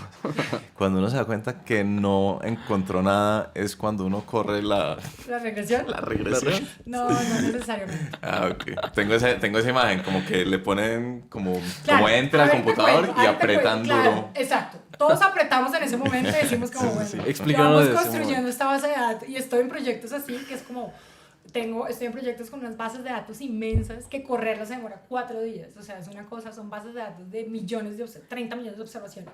Entonces, claro, uno es como, estamos ahí como, enter es como... 4 días. 4 días pegado. Pero hay una Pero cosa. hay manera, o sea, uno puede correr una regresión, pero puede mejorar la regresión, cambiar un control, todo, y eso es parte de lo que uno... Del reto como- intelectual. Del reto intelectual. Pero entonces, vení, es lo de la regresión. Es un coso Excel con miles de datos, ¿cierto? Pues nosotros no lo hacemos en Excel, ¿no? Pero sí. Pero supongamos sí, que para- es una tabla con datos Sí. y luego uno tiene una ecuación. Una ecuación, pero la ecuación tiene que estar muy bien pensada. O sea, uno tiene que poner las variables que deben ser. Exacto. Usar el método que tiene que ser Sí. para poder responder a la pregunta que uno está... Sí, que uno Y, quiere. y todo eso termina en un numerito, como en un numerito, 0,5, no sé con unas qué. estrellitas. Que las estrellitas son como... Ok, sí. ok. ¿Y eso siempre es para determinar causalidad de Depende, algo? depende. ¿O no? Si los datos dan y el modelo está muy bien especificado, uno puede hablar de causalidad, pero uno tiene que tener un modelo y unos datos que le permitan, o sea, no todas las regresiones dicen causalidad, eso es un problema. ok. Pero el Porque objetivo es muchas ese. veces se asume. Pero el objetivo Claro. cuando se corre la regresión Pues- es determinar si hay causalidad en la Pero no, hipótesis. no necesariamente, porque a veces los mismos datos, tú sabes que así corre la regresión, va a ser muy difícil hablar de una causalidad. Tú Ya. puedes hablar de una relación positiva, negativa, Ok. significativa y hablar de un tamaño de la relación. O sea, el numerito mide es la relación entre dos Claro, variables. pero si el modelo está bien escrito, si tú tienes una variación exógena, que por eso es que no quiero empezar a hablar mucho en estos términos, pero si uno tiene la variación exógena que necesita, si tiene los datos bien armados, uno puede hablar de causalidad. Ok. ¿sí? Ok. Pero no necesariamente correr una regresión implica, o sea, Pero la causalidad es la panacea la del causalidad es a investigador. lo que nosotros queremos llegar. O sea, claro. el caso Sierra Leona. Ustedes ahorita están analizando si la vuelta de los esclavos liberados a Sierra Leona generó movilidad social. Pues que sí existen diferencias entre aquellos nativos que Sí. siempre estaban ahí Ajá. y aquellos descendientes de esclavos. Ujú. Porque los descendientes de esclavos, Ya. básicamente la idea que nosotros tenemos es que los descendientes de ya. esclavos llegaron sin cero capital humano. ¿Sí? O sea, estos eran personas Claro. que no llegaron con ningún tipo de formación. Entonces, si esa digamos, brecha, que uno puede pensar, se mantuvo o no. Si lo que uno observa acá es que hoy en día aquellos que eran descendientes de esclavos siguen siendo personas que no tienen acceso, por ejemplo, a capital humano, versus aquellos, digamos, las comunidades que han estado ahí. Claro. ¿No? Sí. Ese término de capital humano yo lo había oído en una clase de Sí, gobierno no que quiero tomé en la como- universidad. No quiero como entrar mucho, no quiero poner como... Sí, pero no es tan fácil de entender. Es como educación de alguna forma. La manera ¿Sí? más fácil de entenderlo Bien. es educación. Es educación. Ok. Sí. Entonces cogen todos estos datos, los ponen en bases de datos según Exacto. algunas, ¿cómo se llaman? Fórmulas, algoritmos. Sí, pues no, transformamos esto que está a mano, Ajá. lo transformamos en bases de datos. Ok. Entonces Y- construimos, por ejemplo, los nombres, intentamos transformarlos en números, o sea, ponerles como algún indicador a Ya. las familias, etcétera. y- Y pues, digamos, tenemos que ahora recolectar la información de los descendientes, de las personas hoy en día. De los Entonces, descendientes, tenemos sí. censos de Sierra Leona, donde hay información muy detallada de toda la población hoy en día. Ok. Pero tenemos Y ya- que buscar el link. ¿Tienen eso todo No. listo? No, te estoy poniendo en el futuro, Cuando tengan todo eso en el Pero computador. eso va a depender mucho de la calidad de los datos. ok. Todavía no me puedo, en este proyecto en particular, todavía no me puedo adelantar a la regresión que vamos a correr, si es lo Bien. que me vas a preguntar. Sí. Porque va a depender mucho, como todavía no tenemos la información final, o sea, Ajá. la de hoy, entonces va a depender mucho si realmente vamos a poder correr una regresión, si va a ser Ajá, una cosa ok. como... El método va a depender mucho. Normalmente cuando se corre la regresión ya hay suficiente información para Sí, que probablemente sí dé. Pues sí. sí, Pues sí, más sí. o menos. Uno sabe. Ajá, Lo que pasa es que bien. a veces a ver, a No es veces... como que uno tenga unos datos, ponga enter, no dio. No. Hay una cosa, no. Uno sabe, Uno o sea, sabe uno más o puede menos. empezar a jugar en este reto intelectual del que hablábamos, uno puede empezar a jugar para ver cuál método puede ser mejor, Sí. dependiendo de la calidad de los datos. Entonces, hay una infinidad de métodos en economía que tampoco va a entrar en mucho detalle, pero uno dependiendo del tipo de datos que tiene, pues utiliza uno u otro método. Ok. Pero en ese proyecto en particular es muy difícil. Digamos, yo te puedo hablar de otros proyectos donde en mi tesis doctoral, digamos, uno de mis artículos, yo transformé texto en bases de datos. Con esas bases de datos empecé a organizar la pregunta que quería contestar, pero para esa pregunta me faltaba más información, entonces me fui a buscar otra información adicional y luego ya teniendo eso, uno corre la regresión, sabiendo cuáles son los supuestos detrás de la regresión. Dependiendo de si unos supuestos muy fuertes o muy débiles, uno puede decir, bueno, esto es lo más cercano a causalidad o definitivamente uno no puede decir nada de causalidad y solamente correlación o cosas así. Ok. ¿Qué numeritos te dio en la Uy, tesis no, doctoral? pero es que la tesis, yo tengo muchas tablas. La tesis doctoral no es solo un ¿Cuántas numerito. estrellitas? No, las estrellitas me dieron y gracias a eso conseguí trabajo. Siempre yo presento ese artículo en mi clase de historia y siempre es como, mire, esto que les voy a presentar, gracias a eso estoy hoy acá para dándoles clases a ustedes porque gracias a eso conseguí trabajo. Pero pues es un proyecto, claro, un proyecto de historia, fue un proyecto larguísimo. ¿Qué te interesaba entender con ese proyecto? Pues fíjate que a mí me interesa mucho, era un tema de sector rural, me interesaba mucho temas de políticas como que corregían un poquito como la exclusión política y generaban empoderamiento de grupos que han sido históricamente excluidos, Sí. mirar eso con políticas redistributivas. ¿Sí? Ok. Un poquito como la idea de, no sé, cuando extendieron el sufragio universal, pues como ahora el votante mediano era una persona ya no de altos ingresos sino de bajos ingresos, las demandas que le hace a los políticos son wow. distintas que si solamente los que pueden votar son Claro, los terratenientes. los terratenientes de una élite, ¿sí? Un poquito como esa idea Sí. detrás, y eso pues claro, eso está dentro de toda la teoría de economía política. El punto que yo quería estudiar acá es que en Colombia, bueno, porque eso está ligado con conflicto, cuando se mantiene toda esa exclusión política, pues esta gente que tiene muchos, la palabra en español es horrorosa, tiene muchos como agravios, ¿sí? y apenas tiene una ventana de oportunidad, un pedacito, va a intentar organizarse y protestar, rebelarse, en fin, todo esto históricamente viendo. Entonces, un poquito mi idea era ver en un momento en el que ya todo el mundo podía votar, ¿por qué seguía habiendo estas amenazas amenazas al statu quo? Y si la respuesta del Estado a través de políticas redistributivas facilitó o no, o calmó un poquito como estas amenazas al status quo. Entonces te pongo el ejemplo en particular que yo estudié. Yo estudié los años 60 cuando después de que Castro llegó al poder en Cuba. Entonces, el comunismo se estaba expandiendo por toda América Latina y bueno, ya existía esta amenaza de que lo que pasó en Cuba iba a pasar acá, iba a pasar en América Latina. Yo, de hecho, tuve acceso a unos datos ya desclasificados de la CIA, donde ellos mandaban personas, agentes encubiertos a todos los países y decían, bueno, ¿en dónde hay posibilidades de que haya un levantamiento o no? Ah, wow. Y de hecho... ¿Y qué datos daban? Pues como que pues eran reportes. Claro, eran reportes que le daban, o sea, que luego se los pasaban como una comisión del Senado, del Congreso, y esos eran los reportes que yo revisaba, y básicamente ellos concluyeron, hay 4 países donde puede pasar, hay 2 en Centroamérica, pero creo que son Guatemala y Honduras, uno es Bolivia y el otro era Colombia. Y claro, pues Colombia, pues nosotros teníamos todo, o sea, como decía el historiador Hobsbawm, nosotros teníamos todo para poder tener otra revolución acá. O sea, no solamente fue lo que pasó en Cuba, sino nosotros veníamos de un periodo de una guerra, la guerra de la violencia, pues que levantó una cantidad de inconformismos, desbarató, o sea, desorganizó todo. Bueno, había teníamos como todas estas semillitas que al final no pasó. O sea, había inestabilidad. Claro, muchísima. Que se supone que se solucionó con el Frente Nacional, pero pues, o sea, se solucionó, fue una calmada muy temporal, porque obviamente la exclusión política siguió. Sí. Entonces, ¿qué ocurrió? Esta gente, la revolución cubana es una revolución campesina, digamos, rural. Entonces, esta gente, el gobierno americano le dijo a los gobiernos latinoamericanos, mire, las amenazas vienen del sector rural. Entonces, necesitamos que ustedes implementen políticas rurales para dejar a esta gente contenta, en principio, ¿no? Esa es un poquito como la idea, el discurso que se manejaba en ese momento.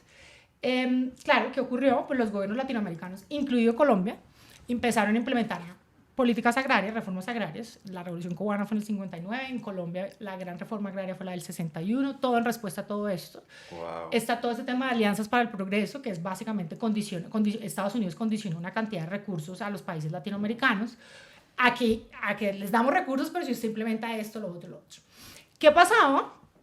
Pues que los campesinos en principio podían votar, porque ya en el 59 todos, incluidas las mujeres, podíamos votar, pero seguía habiendo mucha exclusión. O sea, esa gente que los campesinos no estaban siendo representados. Entonces, el gobierno lo que hizo fue, digamos, ya se quedaba sin un poquito margen de maniobra, porque lo que pasaba es que antes lo que hacía era, bueno, hay estas amenazas, es como expandir el sufragio, dejar que ahora estos que no puedan votar empiecen a votar, en fin, pero ya en este momento todo el mundo podía votar, entonces eso ya no le servía. Entonces, lo que se le ocurrió al gobierno fue organizar a los campesinos, de cierta manera empoderarlos de otra manera. Entonces, en lugar de empoderarlos a través del voto, lo que hizo fue que los organizó en una asociación de usuarios campesinos y les dijo, bueno, si ustedes se organizan, cuando se organicen, ustedes van a poder tener voz en las decisiones locales. O sea, ustedes van a tener una silla con el alcalde, con el consejo, para que ustedes puedan opinar y votar, no sé qué. Eso, curiosamente, uno va hoy en día al Ministerio de Agricultura y ANUC, que es la Asociación de Usuarios Campesinos, sigue teniendo una oficina en el Ministerio de Agricultura. Entonces, el gobierno los apoyó mucho. Entonces, parte de mi idea era ver si una vez a los campesinos que históricamente han estado excluidos se les da este tipo de voz, que no es voto, sino es otro tipo de empoderamiento, si eso tenía un efecto en políticas redistributivas hacia el campo. O sea, si realmente que los campesinos se sentaran acá y decir, mire, nosotros queremos que inviertan más en política rural, eso realmente se traducía en inversión más en política rural. Esa era la pregunta inicial. Yo súper ingenua, eso fue mi pregunta inicial. ¿Y era ingenuo o qué? Muy ingenua, porque cuando corrí la primera regresión, muy ingenua, pero fue muy interesante. Claro, porque, pues, ¿qué nos dice lo obvio? Lo obvio nos dice, pues sí, o sea, si uno piensa en eso, entonces uno va a pensar que el gasto social en el sector rural va a aumentar, porque ahora los campesinos están participando, en fin, todo. Claro, corrí la regresión y el signo contrario a lo que estaba pensando. Entonces el gasto social caía. Ok, wow. Los impuestos, por ejemplo, yo dije, bueno, yo creo que los impuestos a la tierra van a aumentar, el recaudo de impuestos va a aumentar, pues porque si los campesinos que no, o sea, no están pagando impuestos van a estar sentados, ellos van a hacer presión para que los terratenientes y los que paguen impuestos paguen más. Los impuestos cayeron. Entonces ahí surgió como, bueno, acá, ¿qué está pasando? Entonces, eso fue como un paper, claro, eso es mi tesis doctoral, pero pues un paper de mi tesis doctoral. Entonces ahí fue como, bueno, ¿qué está pasando acá? Y ahí empecé a leer, mucha lectura, y logré entrevistar a unos líderes campesinos de esa época, porque la gran mayoría de hecho los mataron en los 70s, 80s, para preguntarles como, ¿qué era lo que estaba pasando? Y resulta, curiosamente, que el gobierno parece que al final buscó organizarlos no con esta visión ingenua de quererlos empoderar, claro. No, sino que lo que encontré fue que el gobierno los organizó para poder identificar quiénes eran los líderes de los campesinos y darles beneficios a los líderes solamente, a cambio de que pues bajaran como todas estas amenazas que estaban llegando desde el campo. Entonces, ¿cómo hice eso? Conseguí la lista de todos los líderes campesinos de los 70s y contrasté esto con todas las tierras que el Estado dio en los 70s, porque yo tengo los nombres de las personas que recibieron tierras del Estado, y empecé pues por municipio a contrastar esta información. También miré gasto en burocracia, o sea, gasto en administración local, todo esto, esos gastos en los sitios donde los campesinos se organizaron aumentaron, o sea, empezaron a abrir. O sea, les dieron puesticos de trabajo. De trabajo también. Claro, entonces al final el efecto fue mucho más redistributivo, pero focalizado, claro, que redistributivo amplio. Y lo que encuentro, además, es que una vez el Estado les quita todo el apoyo a la Asociación de Campesinos, de hecho, en aquellos sitios donde los líderes recibieron beneficios, fueron en aquellos sitios donde estas amenazas de protestas y de levantamientos de los campesinos disminuyeron. O sea, sí fue efectivo. Fue efectivo, sí. Sí fue efectivo. Pero mira que en un comienzo, pues yo estaba como, no, yo voy a encontrar que sí, que los organizó y que eso va a ser bueno para... Es que en el mundo ideal funcionaba así, pero después era en Colombia. Así. Pero claro, eso hizo el paper mucho más interesante. Pues porque es otro camino. Porque además funcionó en últimas para el efecto deseado por el gobierno. Pero mira que, eso obviamente el paper no lo muestra, pero mira que ahí sí hay una pregunta de largo plazo bien interesante. Y es que si uno no sabe si al final, precisamente porque los gobiernos, cuando han querido apaciguar cualquier amenaza de rebelión o de revolución, han implementado políticas de corto plazo, solamente dándole a los líderes es un ejemplo perfecto. En lugar de implementar reformas agrarias redistributivas, políticas sociales amplias, si al final uno tiene más violencia en el largo plazo que en el corto. Entonces, en el corto puede servir, pero en el largo no es tan obvio que eso sea lo efectivo. Uf, qué interesante. Entonces, sí. Es muy interesante y supremamente desesperanzador, ¿no? Termina uno con la idea de que en últimas, todo esto que dicen que Colombia los manejan unas élites, pero pues, eso... como que sí, pero al mismo tiempo el descontento social se pacta incluso entre élites, así no sean élites en el sentido tradicional, sino que sean... No, una élite dentro de estos grupos. Dentro de estos grupos. Claro, pero eso son discusiones de las protestas recientes, donde muchas... O sea, por ejemplo, en las protestas de estudiantes hay unas historias de cómo los líderes, por ejemplo, de profesores y todo esto, ellos estaban recibiendo ciertos beneficios, y los líderes sindicalistas, por ejemplo, reciben ciertos beneficios que el resto de personas que hacen parte de estos grupos no reciben. O sea, esto es algo que es... Sí, digamos, la historia se repite constantemente. Y, por ejemplo, con el proceso de paz es clarísimo. El gobierno se sentó con la guerrilla de las FARC. Estos firmaron un acuerdo. Los líderes hicieron que los demás se desmovilizaran, tal cual como pasó en Anuc, cuando los líderes, digamos, usaron el liderazgo que tenían para desmovilizar o para apaciguar cualquier tipo de amenaza o de protesta. Pero al final, pues, los que recibieron casa, carro, salario, pues generalmente fueron estos líderes de estos grupos, ¿no? O sea, es una sucesión de pactos excluyentes el uno sobre el otro. Algo así. Ahora, el Estado podría cumplir, ¿no? O sea, porque ¿cuál es el motivo? O sea, yo soy un un miembro de ANUC o de las FARC. ANUC, perdón, estoy es súper Asociación Nacional de Usuarios Campesinos. Ah, ya. Yo me desmovilizo, en ese momento no recibo nada, pero yo me desmovilizo viendo que mi líder sí recibe, Sí. pero con la creencia de que en un año o en 2 años a mí me van a ayudar. Claro. Sí. Entonces, claro, ahí hay un espacio en donde el gobierno sí podría entrar, el Estado sí puede entrar, digamos, a implementar políticas, o sea, a cumplir, básicamente. Claro. Pero pues Sí. bueno. Tú entonces entrevistaste a los líderes, Alcancé a entrevistar a 3 líderes. que son los poquitos que quedan vivos. Pues no creo que sean todos, o sea, logré conseguir contactar a 3 líderes que estaban en una casa de paso campesina, y ellos me contaron unas historias increíbles. Curiosamente, claro, cuando uno ve los discursos de Carlos Lleras de por qué organizó ANUC y todo esto, pues no lo menciona, pero cuando les pregunté a los 3 y les dije, bueno, ¿ustedes por qué creen que el gobierno? Porque es que el gobierno los organizó. O sea, esto es una cosa, es una organización muy extraña. O sea, no fue que esto hubiera surgido desde abajo, sino que el gobierno puso los recursos para organizarlos. Y pues los 3 me respondieron, claro, y me dieron ideas. Es como, no, ellos creían que nosotros nos íbamos a ir con los comunistas, literal, me dijeron. O sea, es como, el gobierno sí pensó en esa estrategia, diciendo como, o nosotros los tomamos y los como que los abrazamos dentro de esta sombrilla, o van a llegar los comunistas, que en Colombia creemos que no fueron muy fuertes, pero en su momento sí, en las zonas rurales sí tuvieron mucha influencia. O van a llegar los comunistas y los van a llevar.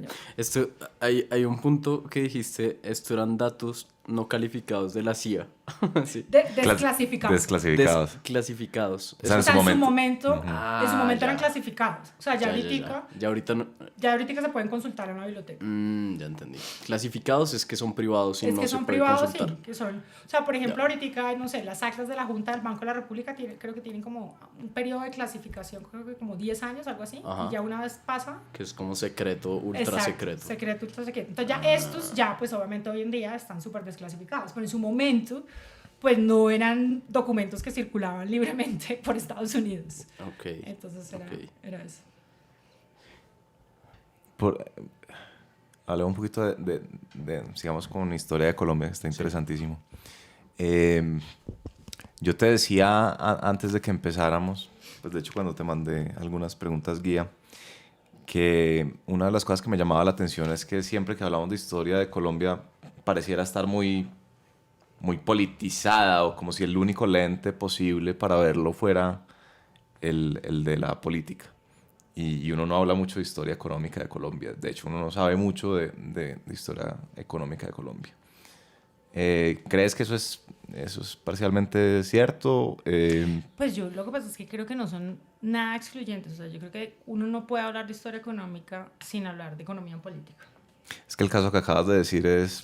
Pero así es todo. Sí, exacto. O sea, en el siglo XIX nosotros no tuvimos prácticamente ningún tipo de crecimiento económico. Okay. O sea, el PIB per cápita fue como completamente plano. El 19. El 19 solamente cuando llegó el café, como muy a finales, que empezamos como a generar una base exportadora seria, fue completamente plano. Y parte de la explicación en la que yo creo es que las élites en su momento están completamente divididas, muy polarizadas, que generaron una inestabilidad institucional impresionante que hizo imposible generar crecimiento económico. Y a esto me refiero en lo siguiente. Nosotros, que este es otro proyecto en el que estoy trabajando con Juan Carlos Echeverry, que vamos a sacar un documento pronto, esperamos. Básicamente lo que nosotros observamos es que en Colombia, por ejemplo, en el siglo XIX tuvimos 6 constituciones, tuvimos cerca de 9 guerras civiles. Y todo esto basado en una división, polarización extrema y exclusión impresionante. Cuando los liberales llegaban al poder, no solamente excluían completamente a los conservadores, sino que cambiaban completamente las reglas de juego, en todo, ¿no? En política educativa, en el rol de la iglesia, en política comercial, entonces en temas de aranceles o no, todo. Luego llegaban los conservadores, excluían completamente a los liberales, firmaban y escribían una nueva constitución y volvían a cambiar completamente las reglas de juego. Y así, o sea, no había continuidad cero, por ningún lado. Cero. Y eso fue cierto incluso yo diría que eso fue cierto hasta que arrancó la violencia. O sea, nosotros tuvimos digamos, casi golpe de Estado a López Pumarejo en los 40. Ospina tuvo que cerrar el Congreso también. Hemos dicho, como que siempre hubo esa amenaza de excluyen al otro, y cuando excluyen al otro, la única forma, o sea, y quiero que piensen eso también como lo que uno está viviendo en este momento, cuando excluyen al otro, la única forma de poder volver al poder es por vías ilegales. O sea, guerras civiles. Claro. Pues porque, o sea, como excluyen y cambian completamente las reglas de juego, de tal manera que, pues, ganar por vías electorales es casi que imposible. Sí. Entonces, 5 de las 6 constituciones de Colombia estuvieron antecedidas por guerras civiles. Este fenómeno de exclusión extrema es único nuestro. Pues yo no te voy a poner a justificar la historia de los 210 países certificados por la ONU. Pues digamos, yo creo que en América Latina ha sido como muy, digamos, ha sido como más recurrente.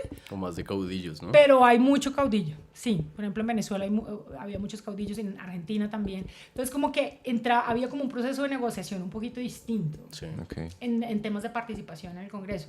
Pero digamos, en el siglo XIX, por ejemplo, durante el periodo de la regeneración, desde el 86 hasta la Guerra de los 1000 días, en el Congreso, por ejemplo, en todo ese periodo solo tuvimos 2 representantes liberales. O sea, el resto era Congreso solo conservador. Y todo. Sí. Y la Constitución del 86 es coger la Constitución del 63 y voltearla completamente. O sea, es completamente opuesto. Entonces, claro, esas divisiones, pues obviamente eso, uno qué crecimiento económico va a tener cuando uno tiene, o sea, cuando las instituciones y las reglas de juego están cambiando todo el tiempo. Entonces, creo que el tema político es transversal a todo, incluido al tema de historia económica. En el siglo XX, el rol del Estado cambia un poquito más, ya es un rol mucho más intervencionista, entonces el Estado, digamos, entra a mediar cuando no se pueden solucionar conflictos, como este tipo de cosas. Y pues uno ya puede pensar que puede haber un poco más de claridad sobre una política, por ejemplo, comercial clara o no. En el tema rural, que es un tema que yo estudio bastante, pues es impresionante. Digamos, los avances rurales son muy pocos. La desigualdad de la tierra hoy en día es absolutamente inmensa y vergonzosa en este país, pero esto no es resultado de los últimos 5 o 10 años, esto es resultado de los últimos 100 o 150 años. Claro. Porque todas las políticas de Estado han facilitado que los mismos de siempre sean los que sigan acumulando y concentrando tierra. Sí. Entonces, el Estado ha cumplido un rol ahí importantísimo. Entonces, yo sí creo que a pesar de que no habla de historia política, cuando uno habla de historia económica, no puedes ligarlo para nada de la historia política. Desde el punto de vista histórico-económico, ahorita nos dijiste que en el siglo XIX no hubo crecimiento. No. ¿En qué momento empezó a haber crecimiento? Bien. ¿Y por qué? Pues nuestro gran momento, yo siento que fueron los 20 y los 30. Que esa es otra de las preguntas que me estabas haciendo, el que me mandaste, lo de los puntos de inflexión. Pues realmente nosotros, o sea, en el 19 no hubo, que ese ha sido nuestro drama siempre, y es que nosotros hemos sido un país monoexportador, ¿no? Entonces en el 19 no hubo, porque nosotros primero, hasta más o menos los 50, 60, solo exportábamos oro. Ajá. Eso no tenía mucho valor agregado, porque nosotros, o sea, uno solo exportaba el oro, en fin. Se sacaba y se explotaba y se sacaba. Luego nosotros empezamos, bueno, en ese momento, digamos, en el siglo XIX no hubo desarrollo de mercados internos, de economías, digamos, cero economías urbanas. El Estado, la principal renta del Estado eran las aduanas en ese momento. Entonces eran los impuestos a importaciones y los impuestos que ponían las exportaciones. Entonces el Estado dependía completamente de los ciclos de afuera. Ajá. Pero luego nosotros empezamos a exportar productos que básicamente tuvieran un buen precio afuera y que pudieran ser fácilmente exportables, como fueron la quina y el tabaco. Pero ¿qué pasaba? Que cualquier ganancia no se reinvertía en generar realmente una base exportadora que facilitara que cuando el precio cayera nosotros pudiéramos seguir exportando, ¿sí? No. Porque éramos competitivos, etc. Entonces, claramente solo exportábamos de acuerdo a los ciclos. El precio de la quina estaba alto, exportemos quina, apenas caía, todo el mundo se quebraba. ¿Esto es como en los 20s más o menos? No, eso ya es en los 70s. Ah, ok. No, Eso más adelante. ¿En los 70 de quién? Del siglo de- XIX. ¿De quién? No, del siglo XIX. Al siglo XIX, y listo. 1870. 1870. Ay, perdón. Ya, o sea, recapitulación, antes solo oro en el siglo Oro XIX, se cuenta después se mete un poquito quina de tabaco, quina pero ya en tabaco. los 80, comienzos de los 90, el café empieza a llegar. Ujú. Y el café fue nuestro gran producto, o sea, el café. Pero ¿cómo así que llegó? O sea, no, ¿no el teníamos no, café o no, qué? no, sí, no, empezamos a exportar café. Ok. Llegó que la... Pero de verdad, como, o sea, como que O sea, antes la no gente había cómo café, se ¿o da qué? cuenta. No, el café en Colombia entra por Venezuela, realmente Ajá. entra por Cúcuta, y empezó, digamos, la producción empezó siendo muy fuerte en Santander, en los 30s, wow. 40s, luego se mueve a Boyacá con Dinamarca. Se empieza ya a para los sembrar ahí. 70s, La gente se da 80s. cuenta que hay terreno fértil para Sí, sembrar buen empiezan café. a sembrar ahí. En los Ok. 70, 80 ya se está moviendo con Dinamarca, Boyacá, digamos al altiplano. Ya para finales del siglo XIX, comienzos del XX, ya se está moviendo, toda esta colonización antioqueña se está moviendo hacia Antioquia. Y ya después, cuando abren el canal de Panamá, se empieza a mover más hacia el Valle del Cauca y hacia abajo, ¿no? Pero eso ya es en los 20 del siglo XX. Ok. Pero entonces el café fue nuestro gran... O sea, el café nos sacó de un meollo en el que estábamos tenaz. Porque estábamos estancados. No, pero es que no crecimos nada. O sea, nada. Ok. O sea, el siglo XIX es una vergüenza. Pero es absurdo. Es una vergüenza Es que porque países de la región como Argentina, por ejemplo, No, pues, México. Argentina- O sea, México empezó un proceso de industrialización en los 80. Sí, Argentina era una de las 10 economías más grandes del mundo a comienzos del siglo XX. sí, sí. No, Colombia, mal. Muy mal. En la mala. Muy mal. Que eso también es como... Hace poco le oí a nuestro último entrevistado temporal, que es Alejandro Salazar, que Colombia es uno de esos países de América Latina que nunca tuvo inversión extranjera Sí, muy poco. antes de empezar a crecer. ¿sí? Como que Inmigración tampoco. la mayoría de los países que empezaron a crecer con fuerza, como México, Argentina, Brasil, Uruguay, sí. Brasil, sí, muy duro, tuvieron inversión extranjera desde el principio. Colombia no, y empezó a crecer sin inversión extranjera. Sí, total. Y después, lo que No, dice él... empezó a crecer por café realmente. O sea, el café Ajá, sí ok. llevó una cantidad de recursos que se reinvirtieron en ser más productivos con el café. ¿Sí? De tal manera que cuando el precio del café cayera, nosotros pudiéramos seguir exportando. Ok, ok. Y el café generó una cantidad de valor agregado alrededor de donde se producía café. Entonces, todas estas ganancias empezaron a invertir, no sé, y eso empezó a generar, por ejemplo, el desarrollo de mercados internos, Sí. que eso antes no existía. Sí. O sea, en Colombia nosotros en el siglo XIX, Sí. básicamente pura subsistencia. O sea, Ok.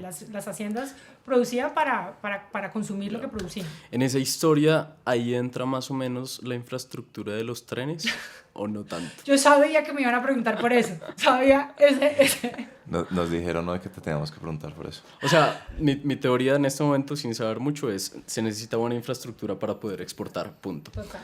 Sobre Claro, todo ahí antes entra. que no había aviones. Entonces, ¿qué pasó? Los trenes llegaron tarde a Colombia, muy tarde, pero los trenes en un momento fueron pensados para conectar centros cafeteros con el río Magdalena. Entonces eran solamente centros, eran pedacitos, lineecitas muy corticas, Ok. de donde se producía café, para el río Magdalena y ahí sacarlo por arriba. Ujú. Entonces en un momento surgieron, fue de esa manera, o sea, pero no es muy claro hacia dónde va la causalidad, ¿sí? Si el café generó, o sea, el impulso de los trenes o viceversa. De hecho, lo que se ha mostrado es que Ok. ambas, ¿no? Ah. Ambas. Pero sí, los 20, digamos que fue como una década muy buena para nosotros porque estábamos en un momento de relativa paz. El café estaba en boom cafetero, digamos, ahí tuvimos un momento, una década, unos años de auge. Llegó la indemnización de Panamá, una cantidad de dólares que llegaron caídos del cielo, literal, que se invirtieron en infraestructura. ¿Eso no que se había vendido muy barato? ¿Eso es chisme? Pero, Sí, no pero sé, igual. obvio, pues, cuando uno Igual es plática. saca valor presente, Esa pregunta de esquina de barrio. Sí, sí, sí. Eso lo vendieron barato, ¿no? O sea, Dicen que lo Cuando vendieron uno saca barato. valor presente, eso fue muy barato, sí, total. No, pues nosotros perdimos un resto. Sí, es que yo tengo esa idea que Sí, se perdió sí. con la venta, Sí. que fue la peor venta de la historia de los canales. Sí. Pero entonces los trenes fueron pensados en un comienzo así, pero claro, obviamente el café impulsaba los trenes, pero los trenes también impulsaban el desarrollo Ok. cafetero. Ok. Digamos, eso no es tan claro hacia qué vía va. Y en los 20 en principio fue la década donde exportamos muchísimo, donde construimos exportamos muchísimo también y construimos en principio muchos ferrocarriles, pero pues se desperdició muchísima plata. Pero los gran momento fueron los 20, luego llegó la Gran Depresión, que a Colombia no le pegó muy duro realmente, solo tuvimos una pequeña contracción un año, pero después nos recuperamos. Eso es el no 29. Fue 29. Pero curiosamente, en ese momento de crisis y sin que el gobierno hiciera nada, Ajá. Facilitó el proceso de industrialización en Colombia. Ok. Entonces, claro, digamos, había una depreciación, la tasa de cambio se depreció bastante y eso facilitó que se empezaran a desarrollar industrias locales. Entonces, gracias, digamos, a esa crisis, fue que arrancó el proceso de industrialización en Colombia, que arrancó en los 30. Nosotros nos empezamos a industrializar en los 30 muy tarde. Y como resultado también, pues que ya veníamos con una inversión en infraestructura, ya la migración hacia las ciudades estaba aumentando, el proceso de urbanización también estaba aumentando, un boom cafetero que nos dejó muchos recursos, mucha plata, y pues la indemnización de Panamá que también dejó mucha plata. María, pregunta nivel 0. Cuando uno habla de industrialización, ¿cómo se ve eso en la vida real? ¿Empiezan a montar fábricas sí, o qué? Manufactura, piensa en eso. O sea, cambiar un poco los recursos naturales por... No, es empezar a generar productos, no sé, producir telas, producir todo este tipo de bienes que no salen necesariamente de recursos, digamos, de por ejemplo, cosas agrícolas, Ajá. que tienen una cantidad de valor agregado. Bien. ¿Sí? Eso tiene una cantidad de valor agregado. Otra pregunta a nivel 0. ¿Cómo eran? O sea, cuando uno dice que nos volvimos un país exportador de café, ¿eso qué era? ¿Era como un empresario paisa que se iba a Estados Unidos y decía, yo les puedo mandar café y tenía un contacto y empezaba a mandar café? ¿O qué? La Federación Nacional de Cafeteros arranca en los 20. Ajá, okay. O sea, en 1920. No, en los 20, creo que 27. 1800. No, 1920. O sea, lo exportaba el gobierno directamente. No necesariamente lo exportaba el gobierno. O sea, había unas casas de exportación en los bordes, pero acá estamos hablando de producciones de muchos cafeteros. O sea, acá, por hecho, el gran momento del café de nosotros facilitó el surgimiento o, digamos, consolidó al pequeño propietario cafetero, que era realmente el productivo, el que podía vender café a buen precio y que se podía sostener con precios, con precios, digamos, con volatilidad del precio del café. Curiosamente, las grandes haciendas cafeteras que fueron el principal sistema de tenencia de tierras de café en los 80s y en los 90s, pues no lograron sobrevivir completa. O sea, la tenencia de la tierra de café cambió. Ah, wow. Mientras que en Cundinamarca y en Boyacá eran grandes haciendas, sí. Entonces en los 80s y 90s el café que producíamos era a través de grandes haciendas. El boom de los 20, de los 1918-20, fue con pequeños propietarios, o sea, ya esta parte de Antioquia y el eje cafetero, eso ya era pequeño propietario. Entonces ellos habían intermediarios, ¿no? que sí probablemente eran grandes hacendados, que eran los que sacaban el café, o sea, sí había muy pequeñas casas exportadoras, casas comercializadoras, pero ellos producían café, se los vendían a esta gente y esta gente lo sacaba, pero eran el pequeño propietario. Ok. Entonces no era esto era un proceso larguísimo. Ahora, uno de nuestros mejores momentos fue cuando se generalizó la trilladora de café, creo, porque antes el campesino solo podía trillar el café en una hacienda, o sea, había muy poquitas máquinas. Sí. Pero cuando se empezó, ya se empezaron a saltar ese intermediario, entonces fue muchísimo más fácil. Ah, wow. Entonces ahí también fue un gran momento. Interesantísimo. No, esta historia del café está chéverísima, la verdad.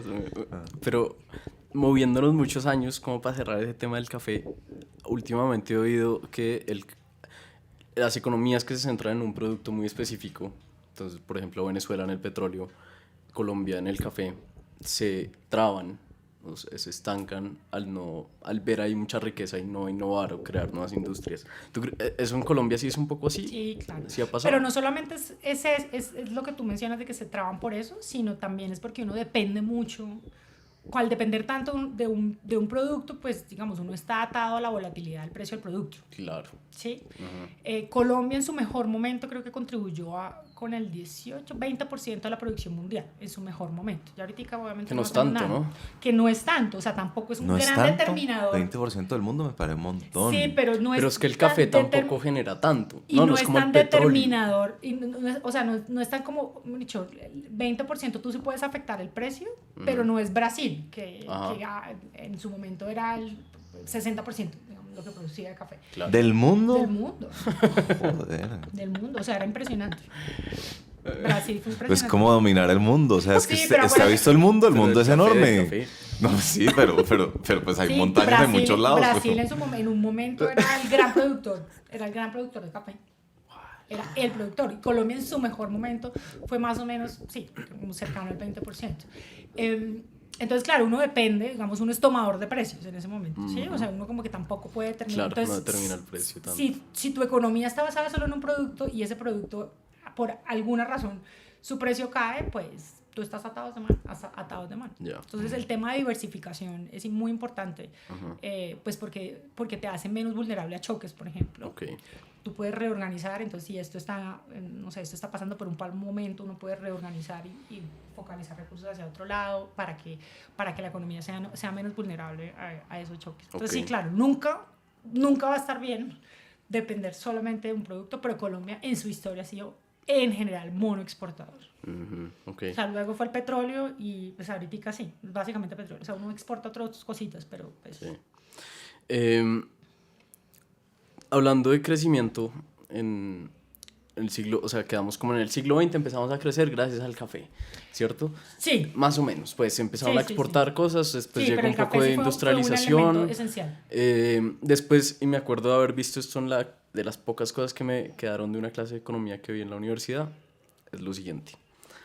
A ver si estoy bien y para que nos cuentes. La va a pelar. Más o menos, desde mediados del siglo XX para adelante, Colombia es el único país en América Latina que crece constantemente. Otros, digamos, tienen picos más altos, como México, Brasil y Argentina, que tienen picos, pero también tienen bajonazos mucho más duros. Colombia como que es el país que crece siempre constantemente, con un PIB estable y que así como que, ¡pum!, la línea esté como medio lineal. En todo. Ajá. En política, o sea, en inflación es igual. O sea, es como que nosotros no hemos tenido grandes hiperinflación.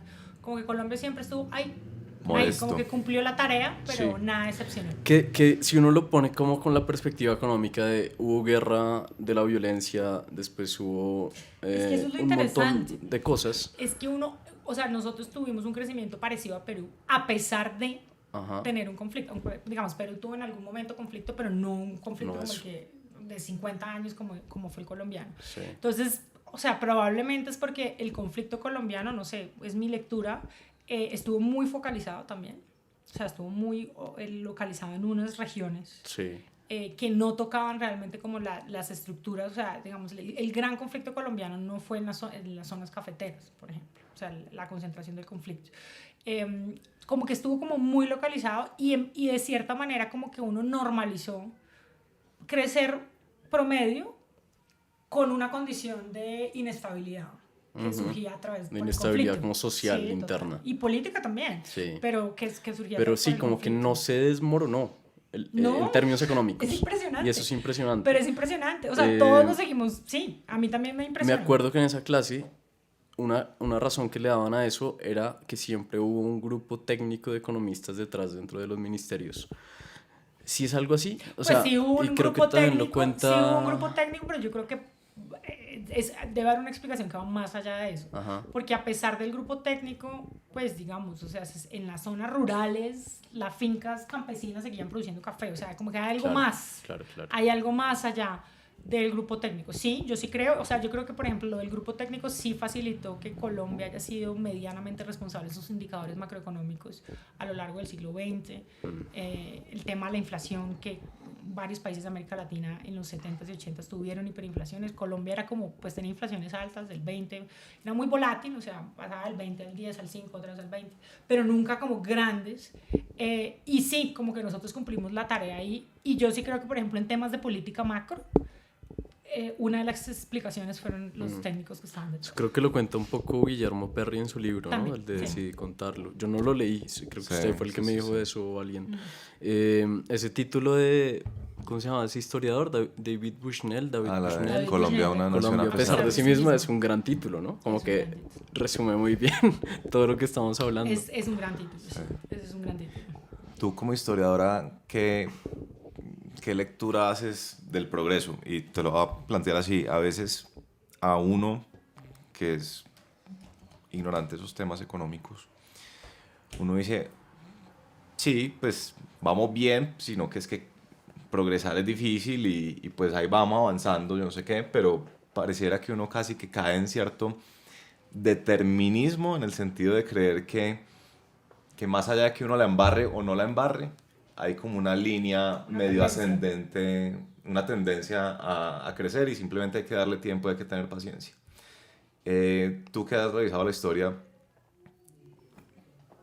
¿qué opinas? Si hay incidencia, o sea, si nosotros la embarramos ahora, eh, podemos revertir. Depende, o sea, el punto, bueno, si uno mira la historia de Colombia, pues nosotros hemos tenido muy poquitas crisis, ¿no? Y realmente nosotros no sabemos, o sea, ninguna de nuestras generaciones, ni la de mis papás ni la de mis abuelos, sabe realmente lo que es vivir, digamos, en crisis, en una dictadura o en momentos de hiperinflación. O sea, uno no, porque Colombia, como hemos venido diciendo, ahí ha hecho la tarea, ha pasado como con tres, digamos, o sea, es como, ahí ha estado. Ahora, ¿qué ha pasado? Pues en los momentos de crisis, los pocos que hemos tenido, que no han sido tan fuertes, no yo siento que nos han sabido aprovechar muy bien. O sea, esos momentos de crisis yo sí creo que son oportunidades para generar cambios y cambios estructurales, como lo que estamos viviendo. O sea, la crisis que estamos viviendo en este momento, por ejemplo, nunca la hemos vivido, ¿no? La contracción de la economía, esto es histórico, por lo menos desde que se tienen cifras, que es más o menos después de la Guerra de los Mil Días. Yo creo que durante la Guerra de los Mil Días fue mucho peor de lo que estamos viviendo ahorita, pero pues no hay datos. Pero desde que se tienen datos, que es más o menos desde 1905, que hay datos del PIB, nosotros nunca hemos tenido una crisis como esta.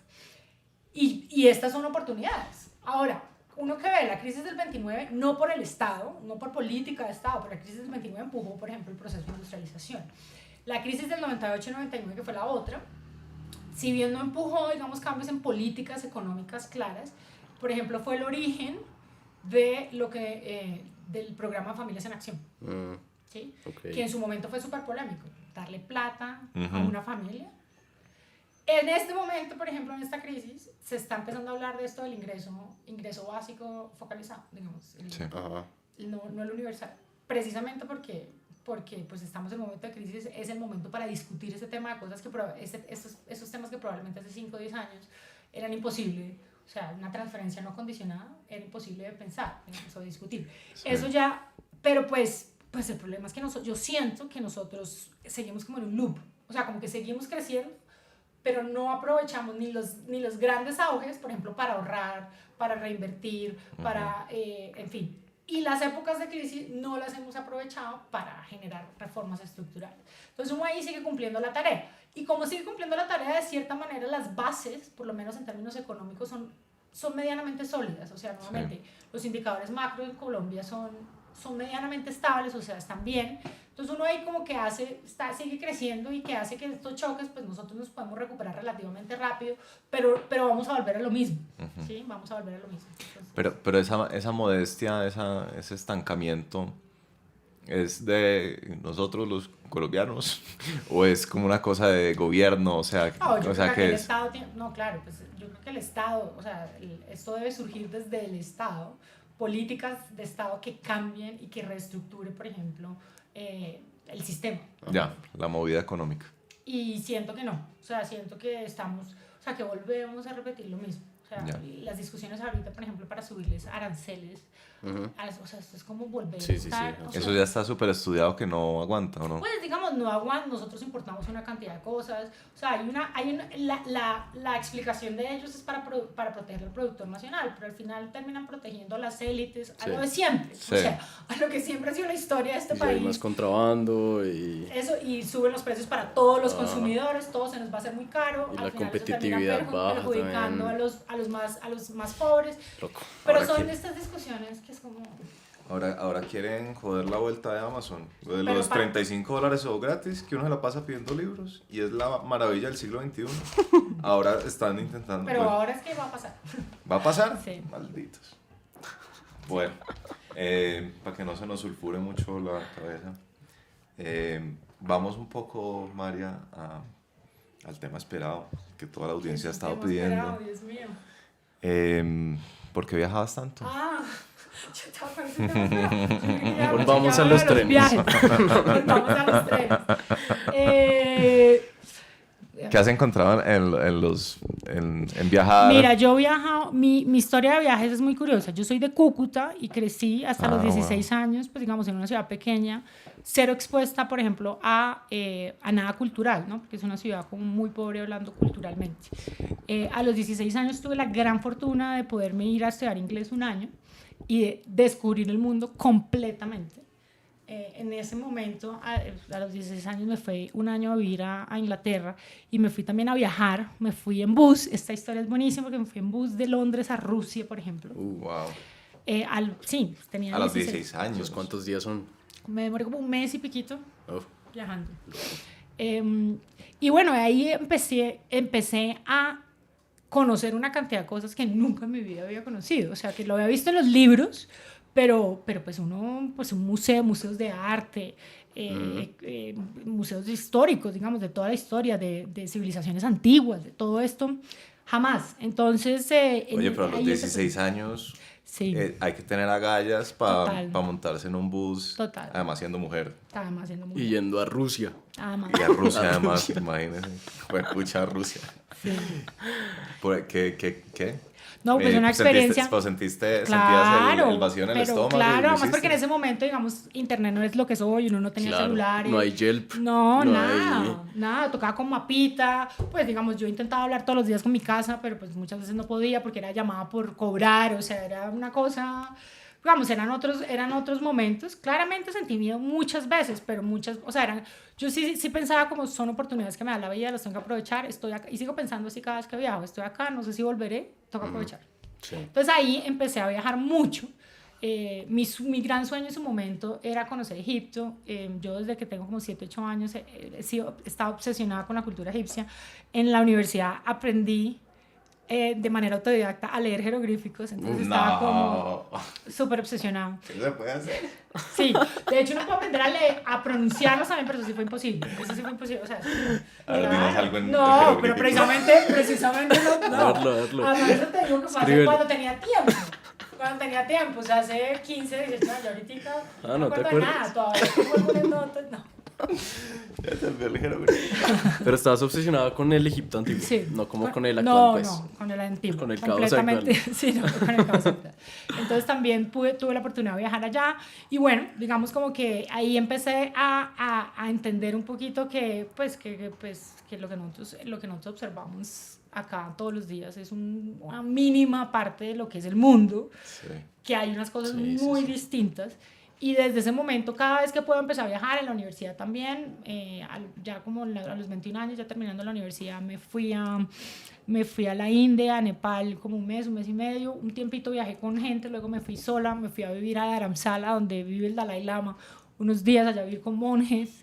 Y así fue como estuve viajando. Ahí no había conocido África llegó a mi corazón durante la época del doctorado.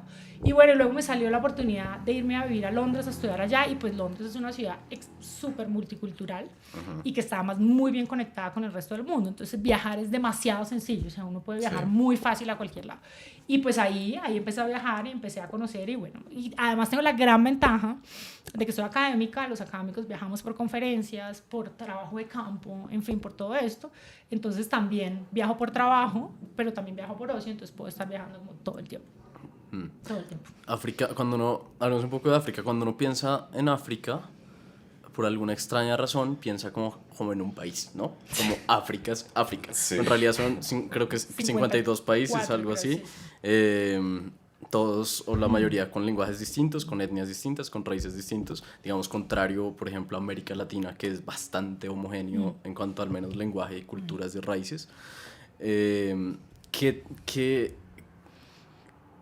Además uno piensa como el gringo piensa en Colombia, que es una selva. O sea, yo soy el equivalente al gringo que piensa en África, además, el país África, México, que es el resto de lo que queda para abajo del continente. Y me lo imagino cuál selva serengética y solo hay safaris. Hay de todo. Es muy loco. Te voy a contar primero mi experiencia muy general en África, y es que cuando llegué allá me di cuenta que la gente no tenía por qué saber qué es Colombia tampoco. Sí, como que uno como colombiano a veces siente como la gente tiene que saber qué es Colombia. Entonces, por ejemplo, se emputa cuando dicen Colombia y no Colombia. Y como que no saben de la historia sino por Pablo Escobar y uno como que se pone bravo. Estando allá, yo me di cuenta que Colombia es igual de ínfimo a cualquier país africano, como cualquier país latino, como muchos países asiáticos, que nadie conoce ni la capital, ni dónde queda, y por ahí lo ha oído una vez en una novela y ya. Entonces, como abrir la mente y estrellarse de una forma fantástica. ¿A ti cómo fue como tu primera inmersión en África? ¿Cómo fue ese momento? Pues digamos, en general como con los viajes, y pues con África lo viví muchísimo, o sea, viajar es maravilloso porque primero pues lo saca uno de su zona de confort completamente. Y adicionalmente como que lo suelta uno un resto de muchísimos prejuicios, ¿sabes? Como que uno acá crece en una cultura extremadamente racista, muy machista, muy clasista. Y uno, pues digamos, cuando está viajando y en África sí que lo vive, o sea, uno como que se suelta de todo, ¿no? De todo lo que uno tiene, de sus estudios, de lo que, o sea, todo. Uno es sencillamente ese ser humano que sencillamente habla de, no sé, de cualquier cosa, cualquier bobada. Y en África, pues digamos, creo que la conexión con la gente me pareció absolutamente maravillosa. Estoy de acuerdo que no tenía ni idea de que... ¿Cuál fue el primer país? El primer país que conocí de África fue Uganda. Uganda. Sí. Y fue, pues, sí, fue como encontrarme con gente que en temas de calidad humana lo sentí muy parecidos. Muy familiar. Que en algunas cosas son muy, muy parecidos a nosotros, ¿no? Como este tema institucional, este tema como de ciertas barreras que existen dentro del país. O sea, hay una cantidad de cosas que uno los ve como tan parecidos. Muchos de estos países vivieron conflictos por mucho tiempo, lo que estamos hablando de exclusiones, o sea, en fin. Y pues, pero sí, no sé, ese fue como mi acercamiento y mi gran conexión fue como esa sensación de sentir, yo cada vez que voy a África es como, o sea, yo básicamente ando descalza, utilizo la misma chira como 2 semanas, como que me siento como de una libertad que es difícil sentirla en otro lugar. Siento que la conexión con las personas es inmensa, o sea, porque precisamente por esta como calidad humana que ellos tienen, siento que es muy cercano, muy parecido, o sea, que uno se ve y uno es culturalmente muy, muy distinto en la manera, en lo que comemos, en lo que creemos, en todo esto somos muy distintos, pero al mismo tiempo somos seres humanos y entendemos lo que es un abrazo, entendemos lo que es una sonrisa, en fin, todas esas cosas. Y bueno, no, vi una cantidad, sí, no sé. La música, ¿no? La música es yo me sentía en algunos momentos como imaginándome como, no sé, estando en Ciénaga con champeta. Sí. Para mí era exactamente la música en África lo mismo. Pues es la vibra de la región. Yo siento que yo voy allá y cada vez que voy allá es como que yo tengo una recarga de energía, o sea, es que vuelvo como nuevo, como a esta selva de cemento, vuelvo como nueva. Entonces sí creo que hay como yo sentí una conexión especial porque dentro de lo muy distintos que somos, encontré cosas que en lo muy adentro somos muy parecidos. Sí. Y eso que no lo sentí, por ejemplo, no lo siento con Asia, por ejemplo. Ajá, ok. O sea, los asiáticos no tienen esta calidad, o sea, no, ellos son como mucho más distantes, menos habladores. Tal vez en la India, con los indios sí lo siento muy, muy cercano y es otro país que amo. Ellos sí lo siento muy cercanos, pero en África, por ejemplo, en Asia no siento eso. No sí, siento... te oí en un podcast que habías como odiado a Bangladesh, ¿no? Sí.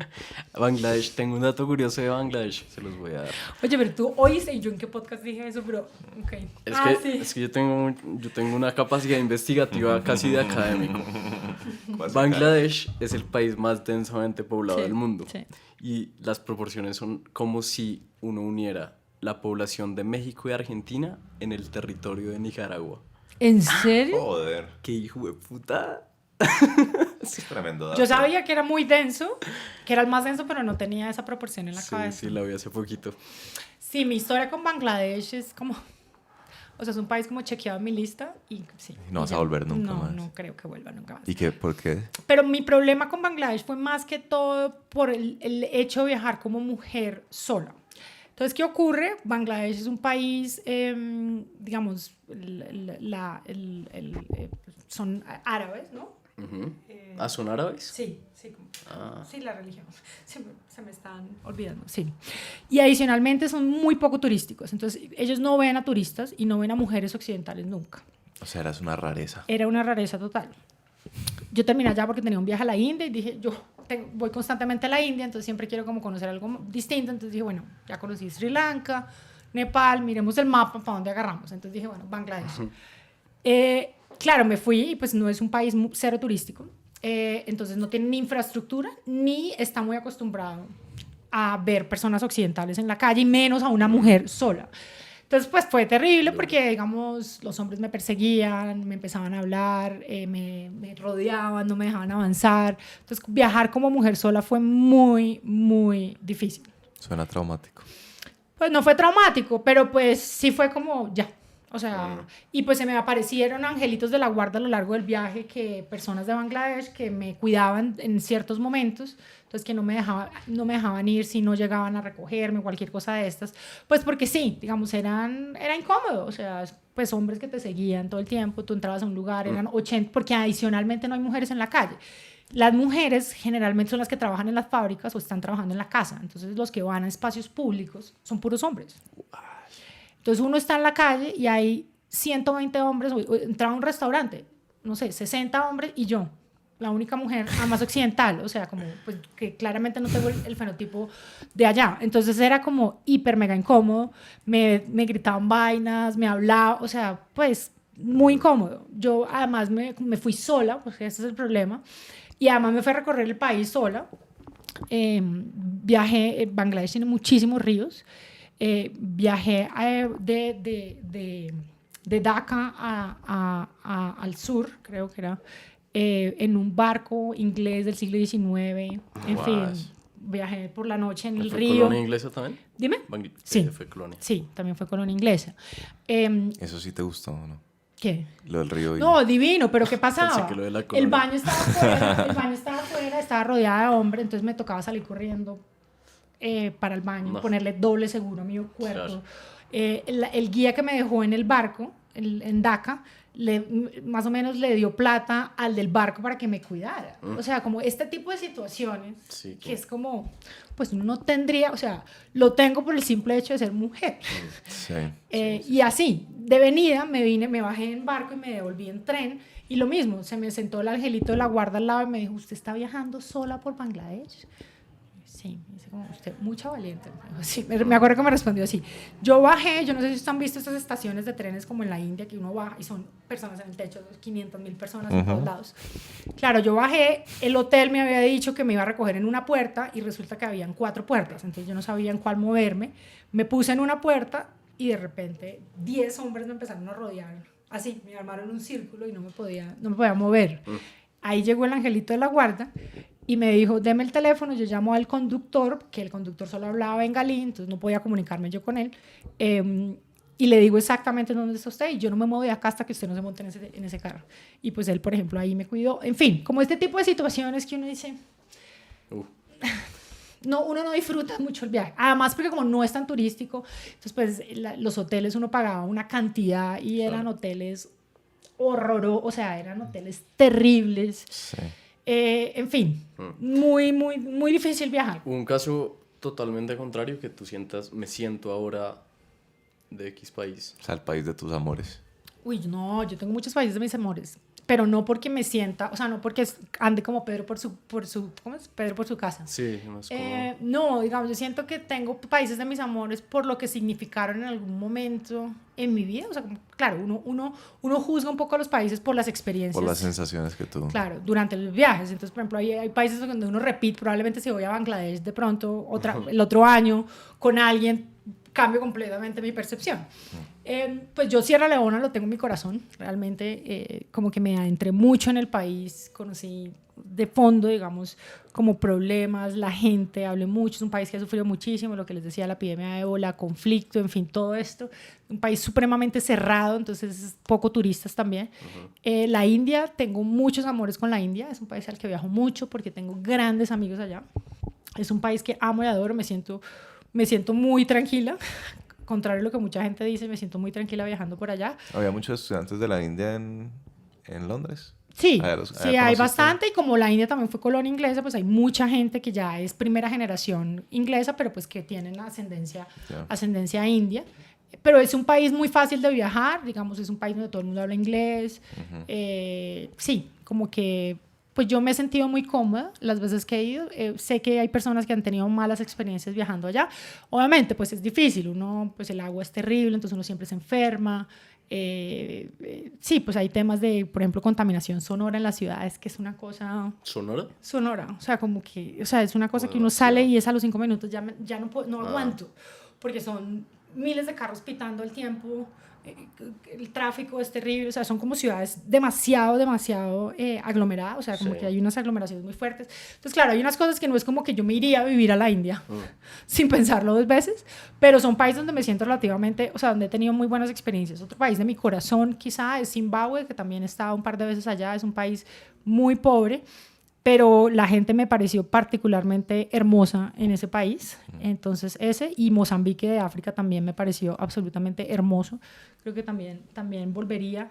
Fue colonia portuguesa, entonces también el tema del lenguaje es muy fácil poderse comunicar. Sí, la cultura, hay mucha cultura portuguesa, latina, digamos, muy parecida a nosotros, entonces son países muy chéveres, pero no sé, como que me sintiera como tranquila viviendo, no sé. Quizá viviendo ya es otro tema, ¿no? Ya es otro tema. Esa viajadera tuya te da, no lo digo en mal sentido, por supuesto, te da como cierta distancia emocional respecto de tu objeto de estudio Colombia, más el hecho de que seas colombiana. No, todo lo contrario, ¿sabes? Yo cada vez que viajo, digamos, siempre uno busca como comparar la situación de acá con el sitio donde estoy. O sea, no, cero. Yo lo que creo, lo que te digo es eso. O sea, yo creo que viajar sí lo saca uno de su zona de confort total. O sea, empecé a viajar a los 16 años y eso genera una independencia impresionante. O sea, tú estás Sí. solo contra el mundo y tienes que aprender a sobrevivir, básicamente. Es aprender a sobrevivir. O sea, uno se enfrenta a una cantidad de situaciones, o pues obviamente no han sido situaciones muy graves, pero pues son situaciones donde uno tiene que saber reaccionar, Sí. no explotar, o sea, pensar con cabeza fría cómo resolver las vainas, si pasa esto, cómo se soluciona esto. Entonces yo sí creo que viajar en general lo saca uno de la zona de confort, de privilegio en el que uno vive y creció acá. Pues sí, pues porque muchos de estos sitios pues es no bañarse, es dormir mal. Digamos, yo en algún momento me fui unos días con una pareja en su momento a vivir con los beduinos en Jordania, unos días en el desierto, 0 baños, 0 duchas, 0 nada, completamente aislado. En África también, que uno a veces viaja por allá y son lugares donde pues no hay agua potable, camas de cemento, o sea, como todo este tipo de cosas que son cosas en las que uno en su burbujita en la que creció pues no está, ¿no? Entonces pues a uno lo saca de su zona de confort total y eso me gusta. O sea, eso a mí me parece bien. Yo siento que son experiencias que me han dado, o sea, me han hecho más fuerte y me han hecho también valorar lo que tengo, pero al mismo tiempo, pues sí, o sea, creo que le abren la mente a uno muchísimo, ¿no? Pero en general operas como bajo esa idea de que solo vas a estar allá y quién sabe cuándo vas a volver, entonces le dices que sí a todo, pues porque lo de... A todo. Yo hago de todo. O sea, yo voy allá y es como aprovecho del momento cero hasta el último momento. Sí, yo intento aprovechar, pues digamos, hablar con gente, probar cosas, comida, ir a todo lo que puedo. Sí, intentar aprovechar porque uno no sabe cuándo pueda volver, entonces eso. Y pues lo otro de los viajes es lo que te digo, como que uno se da cuenta que uno vive en esta burbuja de clasismo, racismo, machismo, y al final pues uno cuando está viajando uno conoce a la gente como de una simpleza, o sea, de una manera como que uno se quita una cantidad de prejuicios con los que uno crece y en donde uno valora, no sé, por lo que estudió, o sea, una cantidad de cosas que no tienen ningún sentido, como que uno valora a las personas de otra manera cuando está viajando y eso es absolutamente maravilloso. Y eso sí creo que lo dan los viajes. Abrirse al mundo, muchas cosas uno cree que son muy colombianas y resulta que no son tan colombianas. ¿Cómo que? no sé, te pongo el ejemplo de tráfico, de aplaudir en el avión, por ejemplo, de cosas así que es como eso lo hace todo el mundo. O sea, pues no, pero pues es mucho más común. No, hay Chocorramo, eso sí no. Ah, bueno, chocorramo no hay, pero... Es que eso es un Ni milagro. Pero, Es un milagro de este mundo. pero hay ¿no? cosas, por ejemplo, cosas parecidas a las arepas hay en con África. queso no hay tampoco. No, pero cosas parecidas a las arepas hay en África. O sea, como cosas así, Sí, sí, sí. temas de cocina. O sea, hay unas cosas como detallitos que uno cree que uno es muy único. El Sí. chapatí de Y la resulta India. que no. Entonces todo esto, los viajes, o sea, te abre la mente una barbaridad. O sea, en serio es como, sí, o sea, como que uno crece en un mundo tan cerrado, en un Impresionante, tan tan chiquito, además. Es demasiado. Es chiquito, demasiado. homogéneo, cerrado. Homogéneo, exacto, homogéneo. Entonces, y el mundo es tan diverso, o sea, yo les digo a mis asistentes, a mis estudiantes, intenten viajar, pero ellos siempre es como quieren viajar a lo mismo, como todas mis vacaciones me voy a la misma ciudad de Europa. No, o sea, toca intentar ir a lugares, Sí. explorar el mundo. Por explorar. No, es pero cierto. total. También sirve un poco para tomarse menos en serio. Pues ¿no te pasa eso? Lo que Como- uno es, sí. No, como que uno sí ve la gente También. súper estresada porque su realidad es esta, Sí. no sé, en esta ciudad y tiene su plan de vida en este mundito pequeño, no sé qué. Entonces cuando le salen mal las cosas, como que es como Sí. si fuera la acabose y reaccionar de Sí. manera desmedida. Y luego uno se acuerda como que el mundo es enorme y uno se puede ir a vivir a Hungría, a un volcán y vivir como No, y con vivir 5 con dólares nada, al año. exacto, y vivir con nada. O sea, uno cuando va a África, uno es como, o sea, en serio, la vida es tan simple y Sí. puede ser tan simple, Sí, es una sino lección que de uno, sencillez. uno crece en este mundo en donde uno todo el tiempo, o sea, esta sociedad de autoconsumo está demandando Sí. cosas y resulta que uno puede vivir feliz de una, o sea, vivir, digamos, con lo necesario, pero pues de una simpleza. Entonces sí, y yo siento que viajar, pero viajar a este tipo de lugares es clave para ver el mundo de una manera distinta y pues para seguir curioseando. ¿no? Pues, Para ir cerrando, más Sí. o menos, para ir cerrando, hay un temita que me gustaría, si tienes tiempo, sí, dale. que me gustaría tocar y fue estudiándote un poco, buscando qué habías hecho y Es un estas vainas. investigador serio. Uy, Dios mío. Es un investigador. Encontré en el 98, no mentira, en el 2020 hiciste un conversatorio que el título me pareció increíble con Carlos Caballero y Juan Carlos Echeverry de si el siglo XXI empieza en el 2020. Solo el título me pareció muy bueno y después la charla me pareció excelente. Me gustaría saber con qué te quedaste, como un poquito de ese análisis. Ya hablamos de historia, ya hablamos de un montón de cosas. No me acuerdo de la que hablamos porque eso fue un año. Aquí solo preguntas Pero- difíciles, María. Pero qué tal, no me la hagas así, Nicolás, eso fue hace No, un pero año. si quieres darnos un poco el contexto de ese conversatorio. Como No, por qué- ese conversatorio surgió fue básicamente porque Juan Carlos sacó un texto que quería socializar que se llamaba el siglo XXI comienza este año, en 2020, Algo una así. cosa así. Y eso obviamente está asociado como a esta idea de Hobsbawm de que el siglo XX comenzó en 1914, ¿no? Con la Primera Guerra Mundial. Entonces, es un poquito como la idea que digamos, la parte, los comienzos y los finales no son los que nos marcan los calendarios, sino que son los que hechos marcan como históricos. procesos, ¿sí? Como cambios y procesos. Entonces, a partir de ahí fue un poquito como que surgió la idea. Como Carlos Caballero, pues es un profesor, ha trabajado en temas de historia, fue mi compañero de clase. Yo lo amo. Yo amo a Carlos Caballero. Carlos Caballero no es el de cifras y conceptos. No. Él era el ok. director Ese de la César escuela de Caballero. gobierno. Fue director de Es la ya Escuela de una persona Gobierno. bien mayor que ha tenido Sí. un montón de trayectoria, puestos. sí. Una Y locura. él fue mi compañero de maestría de historia, los dos tomamos clase ok. al tiempo. Y bueno, lo conozco desde la maestría en historia y con Juan Carlos como trabajamos juntos en este proyecto que les estaba mencionando, entonces pues organizamos este conversatorio y bueno, creo que ambos tienen una conversación súper fácil de llevar, o sea, como que una dinámica muy, sí, como muy agradable, entonces por eso fue que surgió la charla. Ok, chévere. Véanlo. Pero Véanlo. yo no me Bueno, me acuerdo preguntes más, exactamente. Yo pero no- no me vas a preguntar nada más. Pero yo no me acuerdo exactamente, o sea, tú sabes cuántos conversatorios yo tenía después, yo no me acuerdo, o sea, no me acuerdo de lo que hablamos Sí, sí, sí. exactamente. No, yo me acuerdo general de pronto, por si te acuerdas, y tampoco tenemos que profundizar mucho en eso, pero que la teoría de Juan Carlos es, en los últimos años, Estados Unidos con Trump se asustó de que China se apoderara económicamente del mundo. Entonces que esta situación coyuntural de ahorita del 2020 puedo estar no siendo del todo preciso, pero algo así, está como con ese contexto de China, como de la tensión global de si China se va a apoderar del mundo económicamente o no. Entonces que ahí empieza y que a futuro lo que vendrá es probablemente okay. eso. Sí. Uy, yo no me acordaba de eso. No, pues yo lo vi ayer, entonces pues no te preocupes. María, en mi investigación, por allá en el 2017, es que no.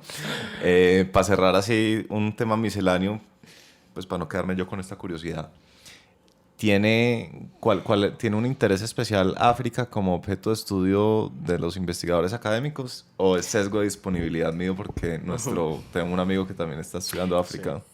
Que es un tema, ¿Quién, ahorita tú? que usted pregunta, yo no, tengo un amigo... El investigador. No, Nicolás. yo creo que hay una Está cantidad haciendo un doctorado. de preguntas y problemas muy interesantes. Yo creo que en Inglaterra además hay recursos para hacer mucha investigación en África, no en América Latina. Probablemente, mi hipótesis es por un sentimiento de culpa un poco de temas de ¿Culpa colonial? Culpa colonial. Hay un libro que se llama Forgotten Continent, no sé si tiene traducción de Michael Reed, creo que es. Ya sé cuál es, pero que es que América Latina es el continente olvidado porque no es extremadamente nada. No, Entonces, pues nosotros, es que nosotros no somos ni muy pobres, pero tampoco somos desarrollados, estamos como ahí en el limbo, entonces claramente ya hay menos recursos para nosotros, somos menos interesantes para estudiar, aunque Colombia es un caso súper interesante para estudiar porque es un sitio con conflicto, por ejemplo, con una coyuntura bien interesante y con buena disponibilidad de datos.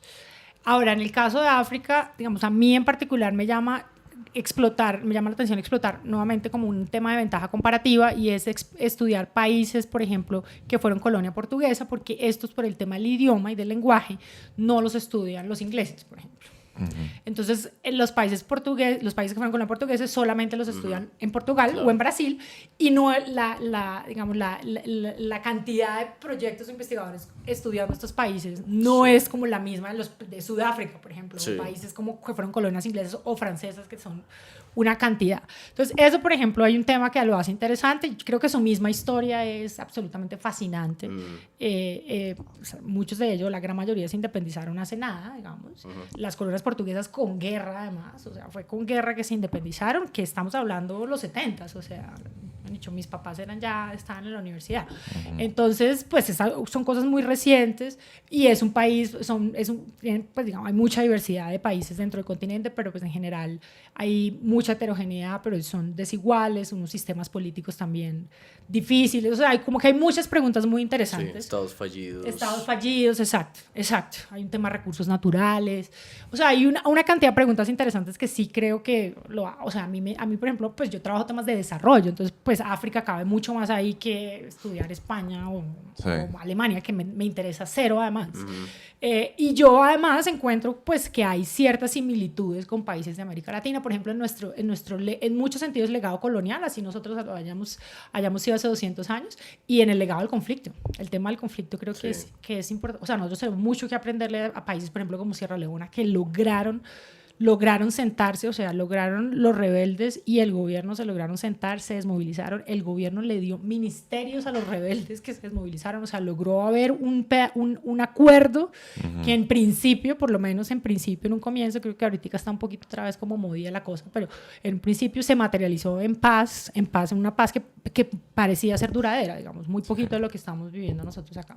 Entonces, sí, hay muchas razones por las que me llama la atención África. Otro tema misceláneo. La vez pasada, con Martín Jaramillo, me mencionó un estudio de una investigadora académica colombiana que me picó la curiosidad. Entonces, para que pienses, mientras te lo digo cuál es, tú piensa en algo interesante que sabe la academia, pero no lo sabe la mayor parte del público, o que te venga a la mente. Simplemente como para picarnos la curiosidad, porque pues en parte aquí ya... ¿Qué sabes tú que la gente no sabe? O sea, en parte ya resolvimos el problema de que no entendíamos la academia, ahora nos falta es conectarla con la población, entonces eso es lo que vamos a hacer ya. El que me mencionó Martín tenía que ver con las lavadoras que empezó a vender ASEP. Bueno, no sé si ASEP. El caso es el impacto de la lavadora en el tiempo libre de las mujeres. En el tiempo libre de las mujeres, que me pareció una cosa fascinante y pues obviamente no lo he leído, pero está en mi lista. Entonces, María, ¿cuál es el tuyo?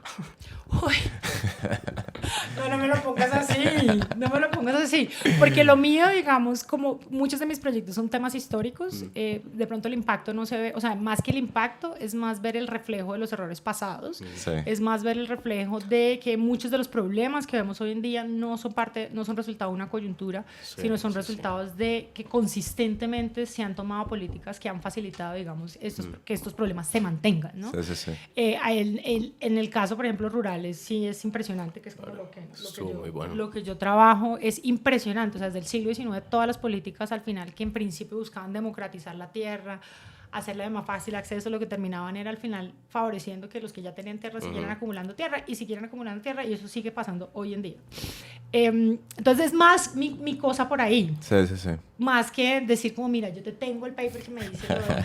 Ahora, en evaluaciones de impacto que estoy haciendo, pero no estoy autorizada a dar resultados todavía porque tenemos que primero socializarlo con el gobierno. Okay. Hay Igual esto no lo escucha nadie, Mar. No me puedo tomar, no puedo tomar el riesgo. No puedo tomar el riesgo. Hay unos resultados bien interesantes sobre temas, por ejemplo, de programas sociales e impactos sobre economía del cuidado y sobre el tiempo libre de las mujeres, siguiendo un poquito como lo que tú estabas diciendo. Pero sí, digamos, la agenda es amplia, pero lo mío está más ligado a temas de historia, uno que otro proyecto de temas de género. Te pongo varios resultados acá en proyectos que tengo. Por ejemplo, durante la pandemia, las transferencias monetarias que hizo el gobierno nacional y el gobierno de Bogotá a los hogares pobres sí tuvieron un impacto en la reducción de violencia de género en los hogares. Okay. Porque los hogares, digamos, tenían una preocupación menos y eso facilitaba que recibiera recursos. Programas, por ejemplo, de temas de derechos de propiedad sobre la tierra, como el programa de Formalizar para Sustituir, que le daba derechos de propiedad a hogares que estaban expuestos a la sustitución, a los cultivos ilícitos, sí tuvieron un impacto positivo y muy fuerte en el bienestar de los hogares y en la sustitución de cultivos ilícitos. Es decir, darle derechos de propiedad de la tierra a hogares vulnerables expuestos en zonas de cultivos de hoja de coca, sí ayuda sí son mucho más efectivos que otro tipo de programas, otro tipo de políticas. Por ejemplo, otro proyecto en el que estoy con información de los precios de la cocaína en el dark web, nosotros miramos que grandes incautaciones de cocaína, sí, por ejemplo, tiene un efecto sobre el precio de mercado de la cocaína en Estados Unidos y en estos mercados mercados del mercado negro del dark web. Sí. Cosas así, digamos. Como si incautaciones, cuando se incauta. Cuando se incauta en el mar, por ejemplo, cuando la policía incauta acá en tierra, claro, eso es un choque en la oferta de cocaína. Ah, ya. Claro. Entonces llega menos cocaína al mercado y sube el precio. Pero sí encontramos, hay un efecto. Nosotros tenemos información diaria de precios de cocaína por 2 años en todas las 25 páginas web del dark web de todos los vendedores, o sea, tenemos casi 1 millón de observaciones. ¡Qué investigación tan chévere! Y encontramos que las incautaciones, sí, o sea, incautar sí puede tener... todos en las páginas viendo el precio. Pues el web scraping sirvió en algún momento, pero sí tienen o sea, ese tipo de políticas de programas, por ejemplo, sí tienen un impacto sobre el precio. Cosas así. Entonces, si me estás preguntando, pues sí. O sea, por ejemplo, otro proyecto, los derechos de propiedad sobre la tierra, también en los 20s, 30s, sí tuvieron un impacto o la debilidad, más bien, la debilidad de los derechos de propiedad sí redujo nuestro potencial exportador. Eso, por ejemplo, nosotros si hubiéramos tenido unas instituciones más sólidas que no hubieran favorecido el surgimiento de conflictos sobre la tierra, porque al no tener claridad sobre quién es el dueño, pues ahí se entra en conflicto, pues claramente los incentivos a invertir y a producir para exportar son menores, y eso nos redujo, creo, el número que me acuerdo, o sea, el coeficiente, no lo tengo claro, pero nosotros hemos podido producir el doble de lo que produjimos si no hubiéramos tenido estos conflictos de tierra. Joder. Y así varias cosas. El origen del conflicto de tierra, por ejemplo, el origen del conflicto colombiano es netamente rural, el origen de las FARC es netamente rural, es una guerrilla rural, pero eso está asociado a una convergencia de muchos factores que llegaron al tiempo. Por un lado, todos estos agravios que no se materializaron en su momento en derechos de propiedad que facilitan los conflictos de tierra, pero por otro, una facilidad con la que se le dieron armas a los campesinos durante la época de la violencia y la llegada de todas estas ideologías de izquierda a las zonas rurales. Cuando tú metes gente que está inconforme y que percibe el sistema como injusto con una ideología que les dice hacer la revolución sí puede llevar a un cambio, usted tiene unos derechos, y que además les llegan con armas, pues eso ahí es donde se empezó a meter. Entonces, cosas así. Eso son Interesantísimo. Bueno, pues lo que nadie sabía de ti es que en un día dado tú podías saber a cuánto había amanecido el kilo de cocaína. Exacto. Creo que ese es un gran dato para que te presentes cuando te pones a actividades de interacción y algo sobre ti que nadie pueda saber, que sea curioso. No, pues mira, es verdad. Yo no sé si se acuerda que hace un tiempo estuvimos pensando, Andrés y yo, cómo hacer para como divulgar o facilitar el conocimiento de la academia al mundo. ¿No se acuerda? Pero es en este tipo de hemos ejercicios. tenido muchas ideas, entonces esto estuvo muy chévere. Y obviamente no lo vamos a hacer mucho más, pero chévere seguir trayendo académicos. Sí, y eso como mi portafolio, o sea, los proyectos en los que estoy son tan diversos, así, te nombré 4, pero pues hay como más. Pero pues estos son como los que ya tenemos como resultados claros, que te puedo decir, hay un efecto, cosas así. Excelente, pues gracias. Bueno, gracias, qué buena conversación. Nicolás y Andrés, por la invitación. Me agarraron acá con cámara, pero bueno, espero que no haya salido mal en la grabación. Todos siempre salimos mal. Muchísimas gracias. No, gracias a ti, Mari.